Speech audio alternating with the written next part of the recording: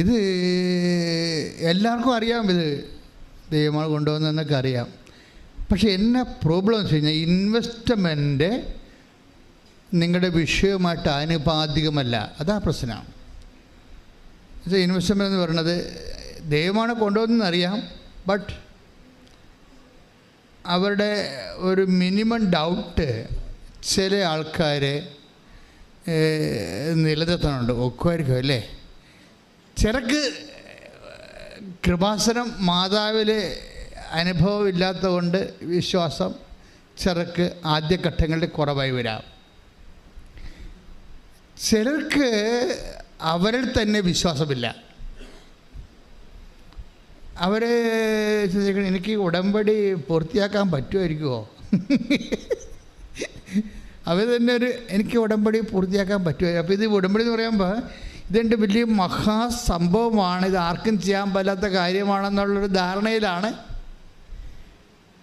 അവരങ്ങനെ പറയണത്. പക്ഷേ ഇത് ശരിക്കും പറഞ്ഞാൽ സിമ്പിളാണ്. സാധാരണ അതിന് നിങ്ങൾ ചെയ്യേണ്ട കാര്യങ്ങൾ, സാക്ഷ്യങ്ങൾ, ഈ സന്ത്രാസമൊന്നുമില്ലാതെ ഇങ്ങനെ സാക്ഷ്യങ്ങൾ കേട്ടുകൊണ്ടിരിക്കണം. സാക്ഷ്യങ്ങൾക്കുള്ള പ്രശ്നം വെച്ചാൽ നിങ്ങൾക്കറിയാം, സാക്ഷ്യങ്ങളുടെ പോക്കെന്ന് പറയുന്നത് ഒരു ധ്യാന കേന്ദ്രമായതുകൊണ്ട് സ്വാഭാവികമായി അവിടെ ദൈവം പ്രവർത്തിക്കും. അങ്ങനെ വരുന്ന സ്വാഭാവിക സാക്ഷ്യങ്ങളല്ല ഇവിടുത്തെ പ്രശ്നം. ഇവിടുത്തെ സാക്ഷ്യത്തിന് ഒരു ദൈവികമായ ലക്ഷ്യമുണ്ട്. എന്താണ് ലക്ഷ്യം? ആ ലക്ഷ്യം അമ്മയുടെ പ്രത്യക്ഷീകരണം സഭ സ്ഥിരീകരിക്കണം. അതാണ് പ്രശ്നം. അപ്പോൾ നമ്മുടെ പ്രശ്നം അല്ലത്, അത് ദൈവത്തിൻ്റെ പ്രശ്നമാണ്. അമ്മയുടെ പ്രത്യക്ഷീകരണം സമയഘടികാരം നെഞ്ചിൽ ചാർത്തി 10-8 സൂചി കാണിച്ച് ദുരന്തമുണ്ടാകാൻ പോണ പ്രാർത്ഥിക്കണമെന്ന് 2004 പ്രത്യക്ഷപ്പെട്ട് സന്ദേശം നൽകിയ അമ്മയുടെ ഈ പ്രത്യക്ഷീകരണം തിരുസഭ അംഗീകരിച്ച് ലോകത്തിന് മാതാവിൻ്റെ സന്ദേശം കൈമാറണം. അതാണ് അതിനു വേണ്ടിയാണ് ഈ ഉടമ്പടി തന്നിരിക്കുന്നത്. ഉടമ്പടി തന്നതിൻ്റെ കാരണം ഇപ്പോൾ എത്രയോ സ്ഥലങ്ങളിൽ പ്രത്യക്ഷീകരണം നടക്കുന്നു. അവിടെ ഒന്നും കൊടുക്കാത്ത ഒരു പ്രത്യേക രക്ഷാകര പദ്ധതി ആദ്യം 2015 ഈ അമ്മയുടെ പ്രത്യക്ഷീകരണത്തിൻ്റെ 10ാമത്തെ വർഷത്തിൽ, അത് 10ാം വർഷമായെന്ന് എനിക്ക് പോലും അതിനെക്കുറിച്ചൊരു കോൺഷ്യസ് ഇല്ലായിരുന്നു. കാര്യം കൃപാസനം വേറൊരു മോഡ് ഓഫ് സർവീസിൽ നന്നായിട്ട് പോയിക്കൊണ്ടിരുന്ന കാലമായിരുന്നു അത്. അപ്പോൾ ശുശ്രൂഷയ്ക്ക് പഞ്ഞമില്ലായിരുന്നു, ആൾക്കാർക്ക് കുറവില്ലായിരുന്നു, ഭംഗിയായിട്ട് പോയിക്കൊണ്ടിരിക്കുകയായിരുന്നു. 2015 ആദ്യമായിട്ട് ഈ പ്രത്യക്ഷീകരണ പ്രാർത്ഥന എന്ന് പറയുന്നത്. അപ്പോഴാണ് ഞാൻ പ്രത്യക്ഷീകരണ പ്രാർത്ഥന കിട്ടി. എന്താണ്? അമ്മ ആഗ്രഹിക്കുന്ന ഒരു കൃപാവര പദ്ധതി. അതൊന്നും എൻ്റെ വാക്കുകളൊന്നുമല്ല. അമ്മ ആഗ്രഹിക്കുന്ന ഒരു കൃപാവര പദ്ധതി കൃപാസനത്തിലും ഞങ്ങളുടെ കുടുംബത്തിലും നിറവേറാൻ ഇടയാക്കണമേ എന്നായിരുന്നു ആദ്യത്തെ പ്രത്യക്ഷീകരണ പ്രാർത്ഥനയുടെ ജിസ്റ്റ് എന്ന് പറയണത്. അത് ആൾക്കാർ 6 മാസം പ്രാർത്ഥിച്ചപ്പോഴാണ് അമ്മ ആഗ്രഹിക്കുന്ന കൃപാവര പദ്ധതിയായിട്ടാണ് ഈ ഉടമ്പടി വരണത്. അമ്മ ആഗ്രഹിക്കുന്ന ഒരു കൃപാവര ദൈവികമായ പദ്ധതി എന്തിനാണ്? കൃപാസനത്തിലും ഞങ്ങളുടെ കുടുംബത്തിലും. അപ്പോൾ കുടുംബം അതിനകത്തുണ്ടേ. അപ്പോൾ കുടുംബത്തെ ഓറിയൻറ്റേറ്റ് ചെയ്തുകൊണ്ടാണ് ഈ അമ്മ ഇത് തന്നിരിക്കുന്നത്. അപ്പോൾ തന്നെ ഉടമ്പടിയുടെ എല്ലാ വിഷയങ്ങളിലും കുടുംബജീവിതം തന്നെയാണ്. കുടുംബജീവിതം എന്ന് പറയണത് അതിൻ്റെ ജോലി, വീട്, വിവാഹം. നിങ്ങളവർക്കും എപ്പോഴും ഓർക്കും എന്താ എപ്പോഴും ഇതൊക്കെ തന്നെ പറഞ്ഞുകൊണ്ടിരിക്കണത് എന്ന്. എന്നുവെച്ചാൽ നമ്മളെപ്പോഴും പറയണത് എന്താണ്? മാനുഷ്യമായ വിഷയങ്ങൾ തന്നെയാണ് പറയണത് എല്ലാം. അതിൻ്റെ കാരണം വെച്ച് കഴിഞ്ഞാൽ കുടുംബം എന്ന് പറയണത് ഇതിനകത്ത് ഒരു പ്രധാനപ്പെട്ട ഫോക്കൽ പോയിൻ്റാണ്. കാര്യം കുടുംബം തകർച്ച നേരിടുന്ന, ദുരന്തം ഉണ്ടാകാൻ പോണ പ്രാർത്ഥിക്കണമെന്ന് പറയുമ്പോൾ നമ്മൾക്കറിയാം. അപ്പം ഞാൻ ചരിച്ചത് ഉടനെ പിറ്റേ മാസമാണ് സുനാമി ഉണ്ടായത്. പിന്നെ ഉടനെ ചിക്കൻ ഗുനിയ ഉണ്ടായി 2 കൊല്ലം കഴിഞ്ഞപ്പോൾ. പിന്നെ ഒരു 3 കൊല്ലം കഴിഞ്ഞപ്പോൾ നിപ്പ വൈറസ് വന്നു. പിന്നെ 2018 വന്നപ്പോൾ പ്രളയം വന്നു. 19 കോവിഡ് വന്നു. ഇങ്ങനെ ദുരന്തത്തിൻ്റെ ഒരു ഘോഷയാത്ര തന്നെ വന്നു. അപ്പം ഞാനും ആ ലെവലിലാണ് ചിന്തിച്ചുകൊണ്ടൊക്കെ ഇരിക്കണത്. പക്ഷേ എന്നാലും പ്രാർത്ഥന തന്നിരിക്കുന്നത് എന്താണ്? പ്രാർത്ഥന തന്നിരിക്കുന്നത് അമ്മ ആഗ്രഹിക്കുന്ന ഒരു കൃപാവര പദ്ധതി കൃപാസനത്തിലും ഞങ്ങളുടെ കുടുംബത്തിലുമെന്നാണ് കിടക്കുന്നത് ആ പ്രാർത്ഥനയിൽ. 2015 ആ വെളിപാട് പ്രത്യക്ഷീകരണം, ആദ്യത്തെ പ്രത്യക്ഷ പ്രാർത്ഥന അതാണ്. അപ്പോഴേ കുടുംബമുണ്ട്. അപ്പോൾ ഏറ്റവും വലിയ ദുരന്തം എന്ന് പറയണത് ഞാൻ വിചാരിച്ചത് പ്രകൃതി ദുരന്തമായിരിക്കും എന്നാണ്. പക്ഷേ ഇപ്പോഴെന്താ ഈശോ പറയണത്? പ്രകൃതി ദുരന്തം മാത്രമല്ല, ഈ കാലങ്ങളിൽ ഏറ്റവും വലിയ ദുരന്തം സംഭവിച്ചത് കുടുംബങ്ങളിലല്ലേ?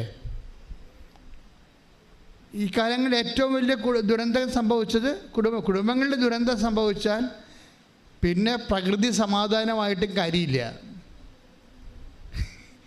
പിന്നെ കുടുംബം ദുരിതം അനുഭവിച്ചു. ഇപ്പം ചില ആൾക്കാരെ വണ്ടി ഇടിച്ച് ചാകട്ടെ, അതിലും പെണ്ണുമ്പോൾ വഴക്കിട്ട് പോയില്ല, കുഞ്ഞുങ്ങളും പോയി, എനിക്കാരുമില്ല, പിന്നെ ചത്താലെന്താ? മറ്റുള്ള ദുരന്തങ്ങളെല്ലാം ആൾക്കാർക്ക് സെക്കൻഡറിയാണ്. നമ്മളെന്തിനാണ് രോഗമില്ലാതിരിക്കണം? എൻ്റെ കുഞ്ഞുങ്ങളെ പോറ്റണം. രോഗമില്ലാതിരിക്കണമെന്ന് ആഗ്രഹിക്കുന്നതിൻ്റെ പ്രധാനപ്പെട്ട ഘടകം എന്താണ്? എനിക്ക് ഒരമ്മ രോഗമില്ലാതിരിക്കണമെന്ന് ആഗ്രഹിക്കുന്നത് എന്തുകൊണ്ടാണ്?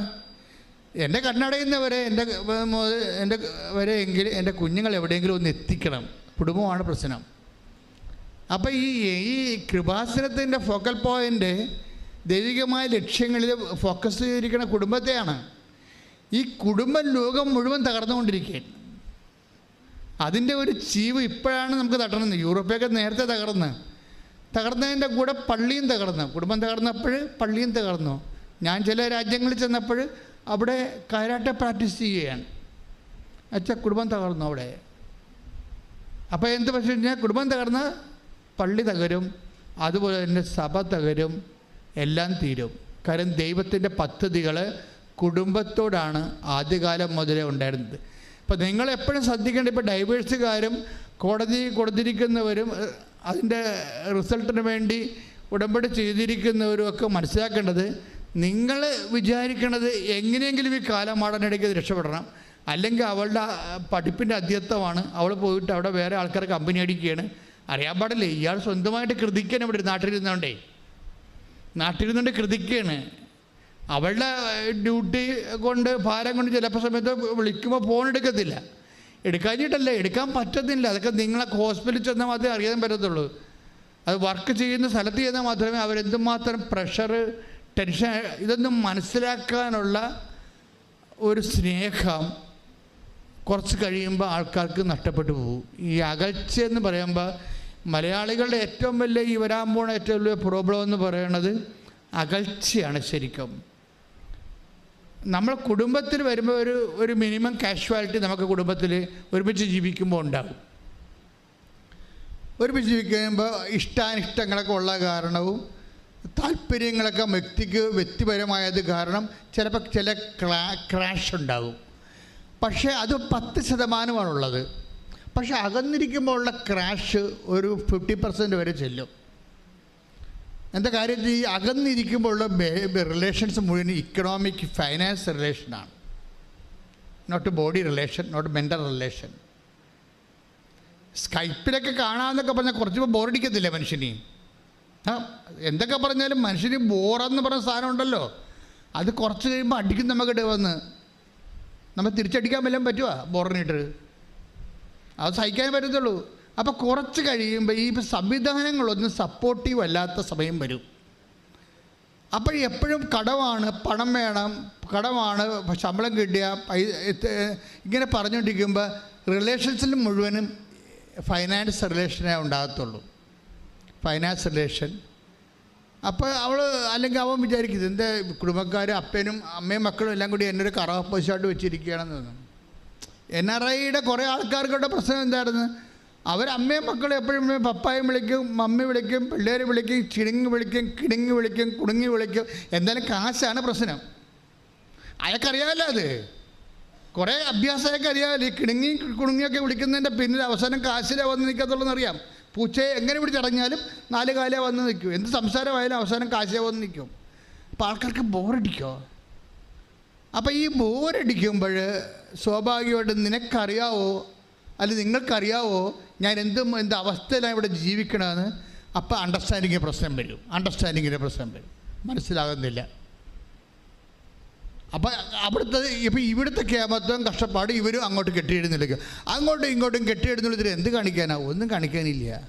പക്ഷേ അതേസമയം തന്നെ ഞാൻ മനസ്സിലാക്കുന്ന വേറൊരു സത്യമുണ്ട്. കിട്ടുന്ന സമയം 10 മിനിറ്റ് ആണെങ്കിൽ 10 മിനിറ്റ് വീഡിയോ കോൺഫറൻസിൽ ജപമാല ചെല്ലണവരെ ഞാൻ കണ്ടിട്ടുണ്ട്. 10 മിനിറ്റേ കിട്ടത്തുള്ളൂ, അവർക്ക് 2 പേർക്ക് കിട്ടണ്ടില്ല സമയം. അപ്പം കിട്ടുന്ന സമയത്ത് അവർ ദൈവത്തിന് അതിനകത്ത് കക്ഷി ചേർക്കും. അങ്ങനെ വന്നു കഴിഞ്ഞാൽ അതുകൊണ്ടാണ് ഈ എപ്പോഴും നമ്മൾ കുടുംബം സെറ്റ് ചെയ്യുമ്പോൾ ഒരേ വിശ്വാസത്തിലുള്ളവർ സെറ്റ് ചെയ്യണമെന്ന് പറഞ്ഞതിൻ്റെ കാരണം അതാണ്. നിങ്ങൾ ഒരേ ജോലി അനുസരിച്ചാണ് സെറ്റ് ചെയ്യണത്. ഒരേ ജോലി, PR അല്ലങ്ങനെയൊക്കെയുള്ള കാര്യങ്ങൾ വെച്ച് സെറ്റ് ചെയ്യണത്. പക്ഷേ അതുപോലെ തന്നെ പ്രധാനപ്പെട്ടതാണ് ഒരേ വിശ്വാസം എന്ന് പറയുന്നത്. ഒരേ വിശ്വാസത്തിലാണ് കുടുംബം സെറ്റ് ചെയ്യണമെന്നുണ്ടെങ്കിൽ കുറച്ചുകൂടി സുരക്ഷിതത്വം കിട്ടാം. പക്ഷേ വിശ്വാസം പ്രാക്ടീസ് ചെയ്യണം. വിശ്വാസം താത്വികവുമായിട്ട് ആശയപരവുമായിട്ട് ഇങ്ങനെ ഒരു ഇരുട്ടിൽ നിന്നിട്ട് കാര്യമില്ല. അത് പ്രാക്ടീസിങ് ഫെയ്ത്താണ്.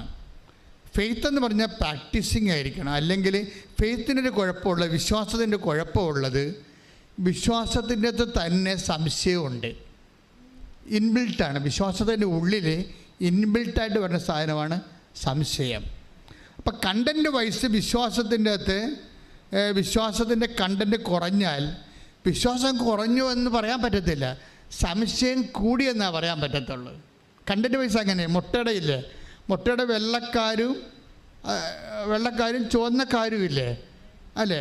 അപ്പോൾ അതുപോലെ ചുവന്നക്കാർ കുറവാണെങ്കിൽ അത്രയും വെള്ളക്കാർ കൂടിയിരിക്കും. അതാണ് എൻ്റെ തീർന്നത്. വിശ്വാസം നിങ്ങൾക്ക് ഉണ്ടെന്ന് പറയുമ്പോൾ വിശ്വാസം കുറവാണെന്ന് പറഞ്ഞാൽ അതിൻ്റെ അർത്ഥം സംശയം കൂടുതലാണെന്ന് അതിൻ്റെ അർത്ഥം. കാര്യം ഇത് രണ്ടും ഒരുമിച്ചാണ് പോണത്. ഇതൊരു ഭയങ്കര ട്രീറ്റ് ചെയ്യേണ്ട ഒരു സബ്ജക്റ്റാണിത്. അതായത് നിങ്ങൾക്ക് വിശ്വാസം കൂടിയെന്ന് പറഞ്ഞാൽ അതിൻ്റെ അർത്ഥം സംശയം കുറഞ്ഞെന്ന് അതിൻ്റെ അർത്ഥം.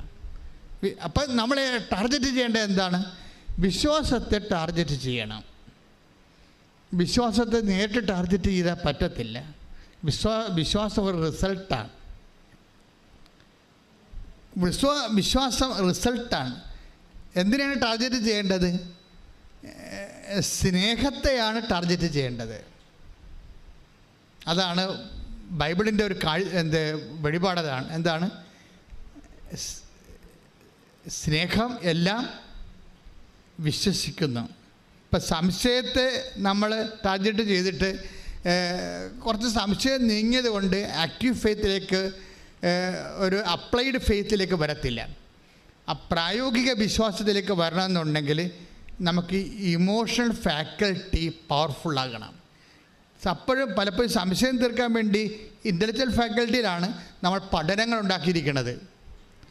പഠനങ്ങൾ എപ്പോഴും ബൗദ്ധികമായ ഫാക്കൽറ്റിയിൽ മാത്രമേ അത്, പക്ഷേ അതിൻ്റെ കൂടെ സംശയങ്ങൾ തീർന്നാലും ഒരു ആക്റ്റീവ് ഫെയ്ത്തിലേക്ക്, ആ വിശ്വാസം പ്രയോഗിക്കുന്ന അവസ്ഥയിലേക്ക് വരണമെന്നുണ്ടെങ്കിൽ ആശയപരമായിട്ട് നമ്മൾ ഓക്കെ ആയാൽ മാത്രം പോരാ, നമ്മൾ വൈകാരികമായിട്ട് ഓക്കെ ആകണം. വൈകാരികമായിട്ട് ആരുമായിട്ട് ഓക്കെ ആകണം?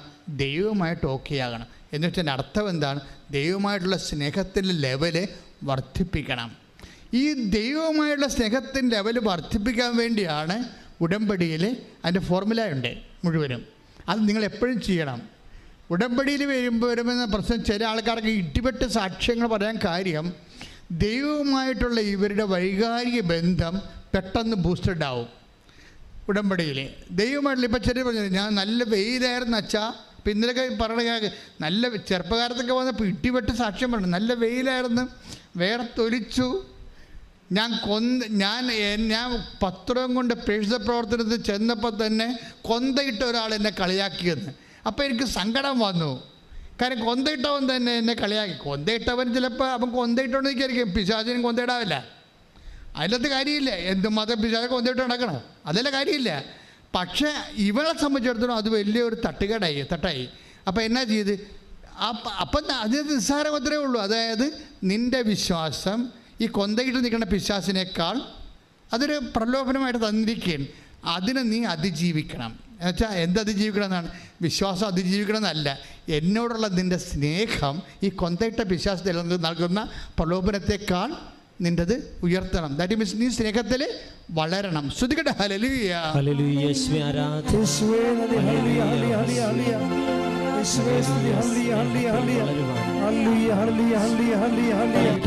അപ്പൊ ഇതൊക്കെ നിങ്ങൾ ഇപ്പൊ അച്ഛൻ പരിശുദ്ധ പരമ ദിവ്യകാരുണ്യത്തിന് പറയുമ്പോൾ ഇപ്പൊ നിങ്ങൾ എല്ലാവരും ഉത്തരമായിട്ട് പരിശുദ്ധ പരമ ദിവ്യകാരുണ്യത്തിന് എന്ന് പറയുമ്പോൾ നിങ്ങൾ ഉത്തരമായിട്ട് എന്ത് പറയും?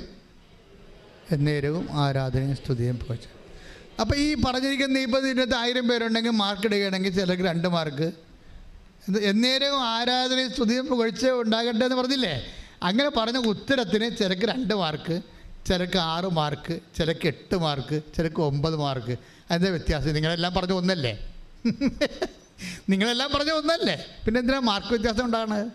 അത് ചിലർ ബോധമില്ലാതെ പറയും, ചിലർ യാന്ത്രികമായിട്ട് പറയും, ചിലർ വിശ്വാസത്തോടെ പറയും, ചിലർ സ്നേഹത്തോടെ പറയും. അതിനാ മാർക്ക് വേണ്ടത്. സ്നേഹത്തോടെ പറയുന്നതിനാണ് മാർക്ക് 9 മാർക്ക്. കൈയടിച്ച് കർത്താവ്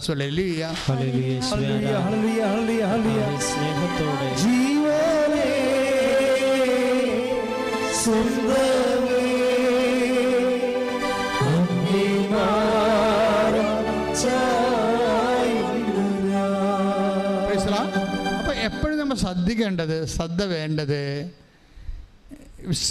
പ്രാർത്ഥിക്കുമ്പോൾ എപ്പോഴും നിങ്ങൾ ചിന്തിക്കേണ്ടത് അത് സ്നേഹത്തോടെയാണ് പ്രാർത്ഥിച്ചതെന്ന്. എപ്പോഴും നമ്മൾ ഇൻട്രോസ്പെക്റ്റ് ചെയ്യണം. എപ്പോഴും നമ്മൾ ഒരു ആന്തരികമായിട്ടുള്ള ചോദ്യം ഉണ്ടാക്കേണ്ടത് എന്താണ്? ഞാൻ സ്നേഹത്തോടെയാണ് പ്രാർത്ഥിച്ചത്, സ്നേഹത്തോടെയാണ് ഞാൻ കർത്താവിന് കൈമാറിയത്, സ്നേഹത്തോടെയാണ് ഞാൻ ഉടമ്പടി വിശ്വാസം പ്രയോഗത്തിലേക്ക് വരുന്നത്. പ്രാർത്ഥിക്കുക. കർത്താവായ ദൈവമേ, ഉടമ്പടിയുടെ ഓരോ പദ്ധതികളും പ്രക്രിയകളും ഞാൻ നിറവേറ്റുമ്പോൾ ദൈവസ്നേഹത്തോടെ നിറവേറ്റുവാൻ എന്നെ സഹായിക്കണമേ.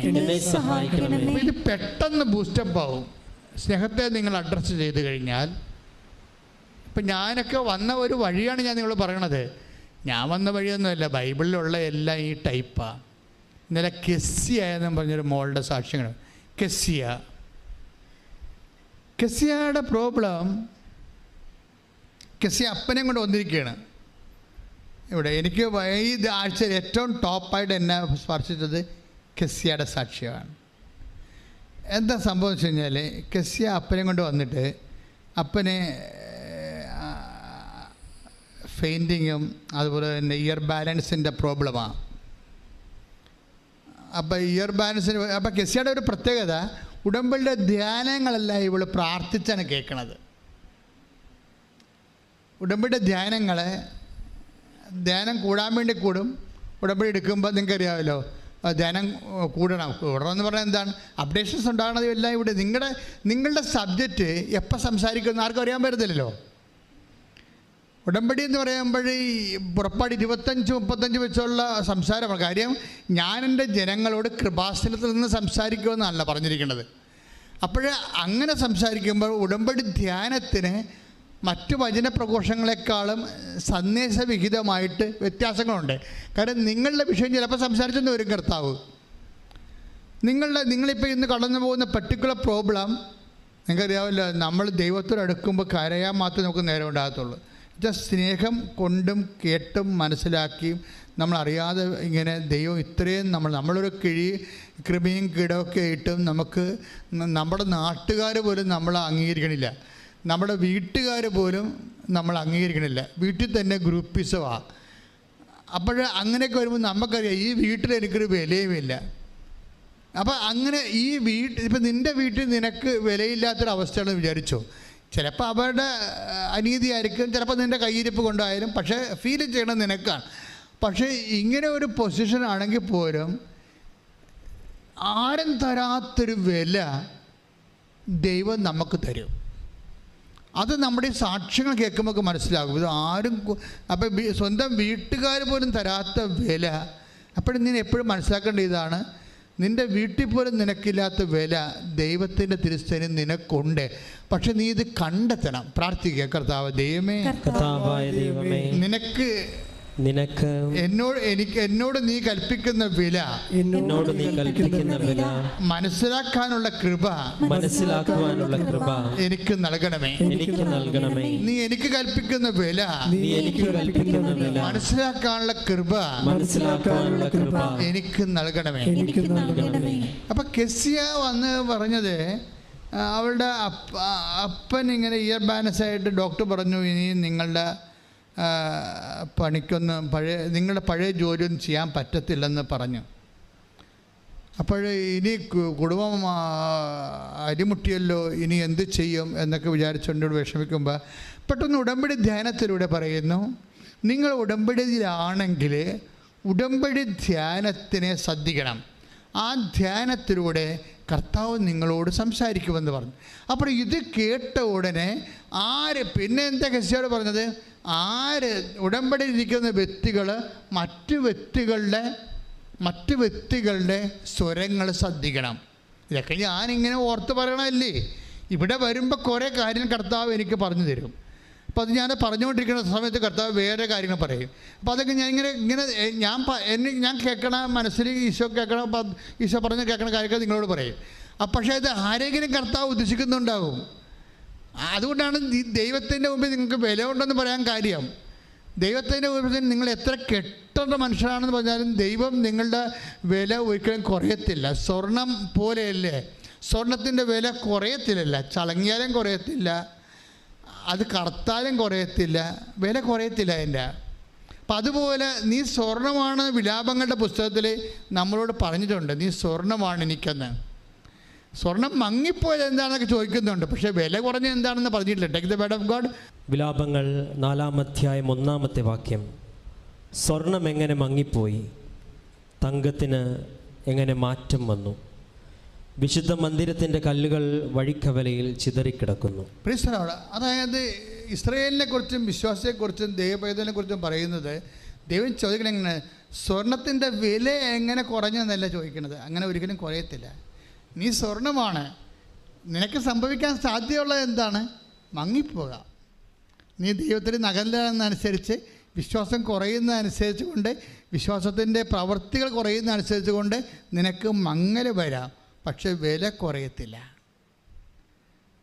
അതുകൊണ്ട് തന്നെ ദൈവത്തിൻ്റെ നമ്മുടെ വീട്ടുകാരുടെ മുമ്പിൽ നമുക്ക് വില കുറഞ്ഞാലും ദൈവ തിരുസന്നിധിയിൽ ഒരിക്കലും നമ്മുടെ വില ഇടിയത്തില്ല. അതാണ് നമ്മുടെ കോൺഫിഡൻസിൻ്റെ തന്നെ. ദൈവ തിരുസന്നിധി വരുമ്പോൾ നമ്മുടെ കോൺഫിഡൻസ് അതായിരിക്കണം. കാര്യം നിങ്ങളുടെ പാപങ്ങൾ കൊണ്ടോ, ഇപ്പോൾ ചില ആൾക്കാർ പറഞ്ഞാൽ എന്താണ്, അയ്യോ ഞാൻ പാപിയാണ്, എനിക്ക് ഉടമ്പടി പൂർത്തിയാക്കാൻ പറ്റുമോ, ഞാൻ പാപാവസ്ഥ ജീവിക്കുന്ന ആളാണ്, എനിക്ക് ഉടമ്പടി പൂർത്തിയാക്കാൻ പറ്റുമോ എന്ന് പറഞ്ഞുകൊണ്ട് നീയാണ് വിഡ്രോ ചെയ്ത് പോണത്. പക്ഷേ കർത്താവ് എന്താ പറയണത്, നീ ഇപ്പോഴും സ്വർണം തന്നെയാണ്, മങ്ങിപ്പോയിട്ടുണ്ടെന്ന കാര്യം സത്യമാണ്, പക്ഷെ നിന്റെ വില കുറഞ്ഞിട്ടില്ല. കൈയടിച്ച് കർത്താവ്. അതായത് ഈ വില കുറയാത്തത് കൊണ്ടാണ്, നമ്മുടെ വില ദൈവത്തിരുസന്നിധി കുറയാത്തത് കൊണ്ടാണ് നിനക്ക് പകരം ഞാൻ ജനതകളെ നൽകിയെന്ന് പറയണത്, രാജാക്കന്മാരെ നൽകിയെന്ന് പറഞ്ഞതിൻ്റെ കാരണം. ശ്രദ്ധിക്കട്ടെ. ഹല്ലേലൂയ, ഹല്ലേലൂയ, ഹല്ലേലൂയ, ഹല്ലേലൂയ. യേശുവേ നന്ദി, യേശുവേ സ്തുതി. ഹല്ലേലൂയ, ഹല്ലേലൂയ, ഹല്ലേലൂയ, ഹല്ലേലൂയ, ഹല്ലേലൂയ, ഹല്ലേലൂയ, ഹല്ലേലൂയ. യേശുവേ ആരാധന, ആരാധന, ആരാധന. യേശുവേ മഹത്വം, മഹത്വം, മഹത്വം. യെശയ്യാ പ്രവാചകന്റെ പുസ്തകം 43-ാം അധ്യായം 4-ാമത്തെ വാക്യം. നീ എനിക്ക് വിലപ്പെട്ടവനും, പറഞ്ഞേ, നീ എനിക്ക് വിലപ്പെട്ടവനും ബഹുമാന്യനും പ്രിയങ്കരനും ആയതുകൊണ്ട് നിനക്ക് പകരമായി മനുഷ്യരെയും നിന്റെ ജീവന് പകരമായി ജനതകളെയും ഞാൻ നൽകുന്നു. ഭയപ്പെടേണ്ട, ഞാൻ നിന്നോട് കൂടെയുണ്ട്. ഭയപ്പെടേണ്ട, ഞാൻ നിന്നോട് കൂടെയുണ്ട്. ഹല്ലേലൂയ, ഹല്ലേലൂയ, ഹല്ലേലൂയ.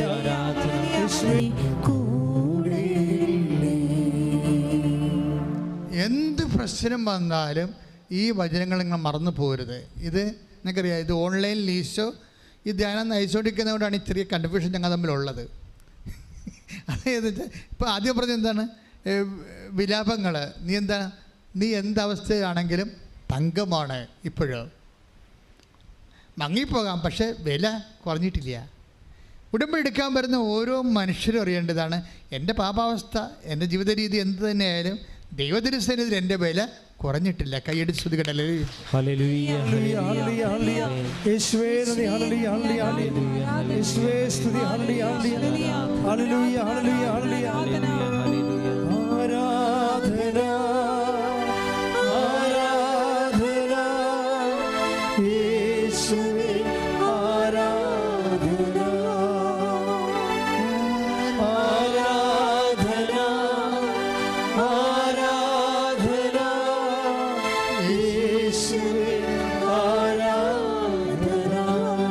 പരിശുദ്ധ പരമദിവ്യകാരുണ്യത്തിന്. അപ്പോൾ അതുകൊണ്ടാണ് ഉടമ്പടിയുടെ എഫിക്കസി ഓഫ് കവനൻറ്റ്, അതായത് നമ്മളെ തന്നെ വിലയിടിച്ചാലും അങ്ങനെ നമ്മൾ ചിന്തിച്ചാലും ദൈവം അങ്ങനെ ചിന്തിക്കുന്നില്ല. അതുകൊണ്ട് തന്നെ നീ ഫ്രഷായിട്ടാണ് നീ ദൈവസന്നിധിയിൽ ഉടമ്പടി എടുക്കുന്നത്. പക്ഷേ ഉടമ്പടി എടുക്കുമ്പോൾ നിനക്കെന്താ ചെയ്യേണ്ടത്? നിനക്കിതിനെക്കുറിച്ച് ഒരു മിനിമം, ഇപ്പോൾ കെസിയായോട് പറഞ്ഞത് എന്താണ്, ഡോക്ടർ പറഞ്ഞത് എന്താണ്, അപ്പായി ഇനി ജോലിക്ക് പോയിട്ടത് കേട്ടോ, അപ്പായിക്ക് ഇയർ ബാലൻസിൻ്റെ പ്രോബ്ലമാണ്, അത് തിരിച്ച് വീണ്ടും വരുമെന്ന് പറയും. അപ്പോൾ അരിമുട്ടിപ്പോയില്ലേ? അരിമുട്ടിക്കഴിഞ്ഞപ്പോൾ അവൾ ഉടമ്പടി എടുത്ത് ഇപ്പോൾ പറഞ്ഞ അരിമുട്ടിയല്ല ഈശോ എന്ന് പറഞ്ഞു. ഇത് ചില ഈ മനുഷ്യന്മാരുടെ പ്രോബ്ലം എന്ന് വെച്ച് കഴിഞ്ഞാൽ അവർ ഈ വിശ്വാസ ലെവലിനേക്കാൾ വിശ്വാസ ലെവൽ നെഗ്ലിജിബിളായിട്ട് കളയും. എന്നാൽ അതൊരു അവഗണിക്കാൻ പറ്റുന്നൊരു കാര്യമായിട്ട് കരുതും. കാര്യം അവർക്ക് വിശ്വാസത്തേക്കാൾ ഉപരി സ്നേഹമാണ് മുറ്റി നിൽക്കുന്നത്. നിൻ്റെ ഹൃദയത്തിൽ വിശ്വാസം കൂടിയാൽ, സ്നേഹം കൂടിയാൽ പിന്നെ വിശ്വാസം ഒരു വിഷയമാകത്തില്ല. ചില ആൾക്കാർ വന്ന് ചോദിക്കുമല്ലോ, വന്ന് അവിടെ വന്ന് വെച്ചും ഉടമ്പടി എടുക്കണം, പോയി നോക്കാം, മറ്റുള്ളവരുടെ സാക്ഷിയൊക്കെ കേൾക്കാം, അല്ലെങ്കിൽ അമ്മയെ കൊണ്ട് ഉടമ്പടി എടുപ്പിച്ചിട്ട് നോക്കാം, അമ്മയ്ക്ക് എന്ത് കിട്ടിയെന്ന് അറിയാം. ഇങ്ങനെയൊക്കെ ടെസ്റ്റ് അടിക്കാൻ വേണ്ടി ചില ആൾക്കാർ വരുന്നില്ലേ. അവൻ്റെ കാര്യം പോക്കായിരിക്കും. എന്താ കാര്യം? അവൻ ടെസ്റ്റ് ചെയ്യണത് ആരെയാ? കർത്താവിനെയല്ല ടെസ്റ്റ് ചെയ്യണത്. അവൻ ടെസ്റ്റ് ചെയ്യണത് ആരെയാണ് ശരിക്കും? അവനെ തന്നെ ടെസ്റ്റ് ചെയ്യണം. എന്താണ്? എനിക്കിത് പറ്റത്തില്ലെന്ന് അവൻ തന്നെത്താൻ ധരിക്കുന്നു. എനിക്ക് ഉടമ്പടി പറ്റത്തില്ലെന്ന് ധരിക്കുന്നു. പക്ഷേ ദൈവം എന്താ പറയണത്? നിനക്ക് പറ്റുമെന്നാണ് ദൈവം പറയണത്. എന്താണ്? നീ ഇപ്പോഴും തങ്കവാ, നിൻ്റെ വില കുറഞ്ഞിട്ടില്ല. നീ നിന്നെ തന്നെ മോശമായിട്ട് അണ്ടർ എസ്റ്റിമേറ്റ് ചെയ്യേണ്ടതാണ്. അപ്പോൾ ആദ്യം ചെയ്യേണ്ടത്, ഉടമ്പടിയിലേക്ക് വരുമ്പോൾ അണ്ടർ എസ്റ്റിമേറ്റ്, നമ്മളെ തന്നെ വില കുറച്ച് കളയുന്ന ആ സംഭവം മാറ്റിവെക്കണം. മാറ്റിയിട്ട് എൻ്റെ കർത്താവ് എന്നെ ഇവിടെ കൊണ്ടുവന്നത് എൻ്റെ ദൈവം തന്നെയാണ്. ഇന്നും ദൈവതിരുസന്നിധിയിൽ എനിക്ക് വിലയുള്ളത് കൊണ്ടാണ് എൻ്റെ കണ്ണീരിൻ്റെ കാലത്ത് ആര് പറഞ്ഞാലും എന്ത് കേട്ടാലും ഇവിടെ ഞാൻ വന്നതിൻ്റെ കാരണം എന്ന് പറഞ്ഞ് നീ ദൈവമായിട്ട് കൈ കൊടുക്കണം. എന്താ കാര്യം? നിൻ്റെ ജീവിതം എല്ലാം പുതുതായിട്ട് തുടങ്ങാൻ പോകുകയാണ്. ഇനി നിൻ്റെ ജീവിതം ദൈവം തീരുമാനിക്കും, വേറെ ആരും തീരുമാനിക്കാനില്ല. ബാങ്കുകാർ തീരുമാനിക്കത്തില്ല, ഡോക്ടർ തീരുമാനിക്കത്തില്ല, ആരുമേ തീരുമാനിക്കത്തില്ല. നിൻ്റെ കാര്യം ആര് തീരുമാനിക്കും? നിന്റെ ദൈവം തീരുമാനിക്കും. കൈയടിച്ച് ശ്രദ്ധിക്കട്ടെ. ഹല്ലേലൂയ, ഹല്ലേലൂയ, യേശുവേ ആരാധന, ആരാധന, ഹല്ലേലൂയ, ഹല്ലേലൂയ, ഹല്ലേലൂയ, ഹല്ലേലൂയ, ഹല്ലേലൂയ,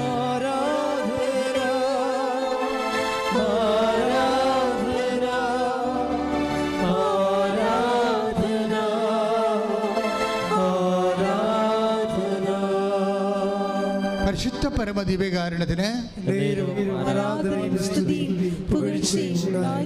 ഇതാണ് ഒരു കോൺഫിഡൻസ് എന്ന് പറയണത്. കാരണം ദൈവതിരുസന്നിധിയിൽ നമ്മളെ സ്റ്റാറ്റസിന് മങ്ങലേറ്റതേ ഉള്ളൂ, പക്ഷേ ഡാമേജ് ആയിട്ടില്ല. ഇത് ബൈബിൾ നിനക്ക് തരുന്ന ഏറ്റവും വലിയ അഷ്വറൻസാണ്. എന്താണ്? മേ ബി നമ്മുടെ ജീവിതത്തിൻ്റെ പ്രത്യേകത കൊണ്ട് ദൈവതിരുസന്നിധിയിൽ നിൻ്റെ സ്റ്റാറ്റസ് അല്പം മങ്ങിപ്പോയി കാണും, പക്ഷേ ഡാമേജ് ആയിട്ടില്ല. അപ്പോൾ കെസിയ ഉടമ്പടി എടുത്തപ്പോൾ അപ്പായോട് പോകരുത്, ഇയർ ബാലൻസിൻ്റെ പ്രോബ്ലം ഉണ്ട്, നിങ്ങളിലേക്ക് തൂക്കുകട്ടെ വഴിന് പോകേണ്ട കാര്യമില്ല, പെരപണിക്ക് ഇനി പോകാൻ പറ്റത്തില്ല, കൺസ്ട്രക്ഷൻ ഫീൽഡിൽ നിങ്ങൾ മാറണം എന്നൊക്കെ പറഞ്ഞ് ഡോക്ടർ വിട്ടല്ലേ. പക്ഷേ എന്താ പ്രശ്നം? ഉടമ്പടി എടുത്തു കഴിഞ്ഞപ്പോൾ ഒരു പ്രസംഗം കേട്ട്. പ്രസംഗം എന്താ പറയണത്? നിങ്ങൾ ഉടമ്പടിക്കാലത്ത് മറ്റുള്ളവർ നിങ്ങളോട് പറയുന്നത് ദൈവസ്വരമായിട്ട് ശ്രദ്ധിക്കണമെന്ന്, ദൈവം അവരിലൂടെയും നിങ്ങളോട് സംസാരിക്കാമെന്ന്. അപ്പോൾ അവരിലൂടെ അത് ഇവർക്ക് അഭിഷേകമായിട്ട് തോന്നി. എന്നുവെച്ചാൽ മറ്റുള്ളവർ സംസാരിക്കുമ്പോൾ അത് ദൈവസ്വരമായിട്ട് നീ കേൾക്കണമെന്ന് പറഞ്ഞ്. അപ്പോൾ ഉടനെ ഇത് കേട്ടിട്ട് ഉടനെ ഇവളെ കേൾക്കണത് എന്താണ്? അപ്പയെ വീണ്ടും ആൾക്കാർ വന്ന് പെരപണിയാൻ വിളിക്കണതാണ്. അപ്പോൾ ഉടമ്പടി ധ്യാനത്തിൽ പറഞ്ഞായിരുന്നല്ലോ,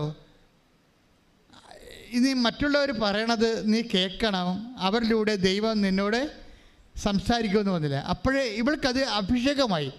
ഈ അഭിഷേകം എന്ന് അച്ഛൻ പറയുമ്പോൾ നിങ്ങൾ ശ്രദ്ധിക്കേണ്ടത്, ദൈവവചനത്തിനും മറ്റുള്ളവരുടെ വചനത്തിനും നമ്മൾക്ക് ക്യാച്ച് ചെയ്തിട്ട് ഓൺ ദി സ്പോട്ടിൽ ഓൺലൈനായിട്ട് ഇതിനെ ഡിക്റ്റേറ്റ് ചെയ്തെടുക്കണം. ഡിസേൺമെൻ്റ് എന്ന് പറയും. ഡിസേൺമെൻ്റ് എന്ന് പറയുന്നത് ഈ ദർശന വരം ഉള്ളവർക്ക് ദൈവം തരേണ്ട ഒരു വരമാണ്. വ്യാഖ്യാന വരം ഉള്ളവർക്കും വിവേചന വരമെന്ന് സംഭവമുണ്ട്. ആ കരിസ്മാറ്റിക്കിൽ വന്നു കഴിഞ്ഞാൽ നമുക്കറിയാമല്ലോ, അതായത് അതിനകത്ത് പ്രാരംഭ ധ്യാനം, വളർച്ചാ ധ്യാനം, അത് കഴിഞ്ഞിട്ട് ആന്തരിക സൗഖ്യ ധ്യാനം, പ്രാർത്ഥനാനുഭവ ധ്യാനം, വരദാനങ്ങളുടെ ധ്യാനം വരുമ്പോഴാണ് ഇത് വരണത്, വിവേചനം വരണത്. പക്ഷെ ഉടമ്പടിയിൽ നീ ഉടമ്പടിയുമായിട്ട് നീ കർത്താവിൻ്റെ ഐക്യത്തിലായത് കാരണം ഈ ദാനങ്ങളെല്ലാം നിനക്ക് നിൻ്റെ വിശ്വാസത്തിൻ്റെ ദൈവസ്നേഹത്തിൻ്റെ ആനുപാതികമായിട്ട് നിനക്ക് വിവേചനം വരം കൂടി കിട്ടുന്നുണ്ട്. ശ്രുതിക്കട്ടെ ഹല്ലേലൂയ, ശ്രുതിക്കട്ടെ ഹല്ലേലൂയ, ഹല്ലേലൂയ, ഹല്ലേലൂയ, ഹല്ലേലൂയ, ഹല്ലേലൂയ. യേശുവേ ആരാധന, ആരാധന, ആരാധന,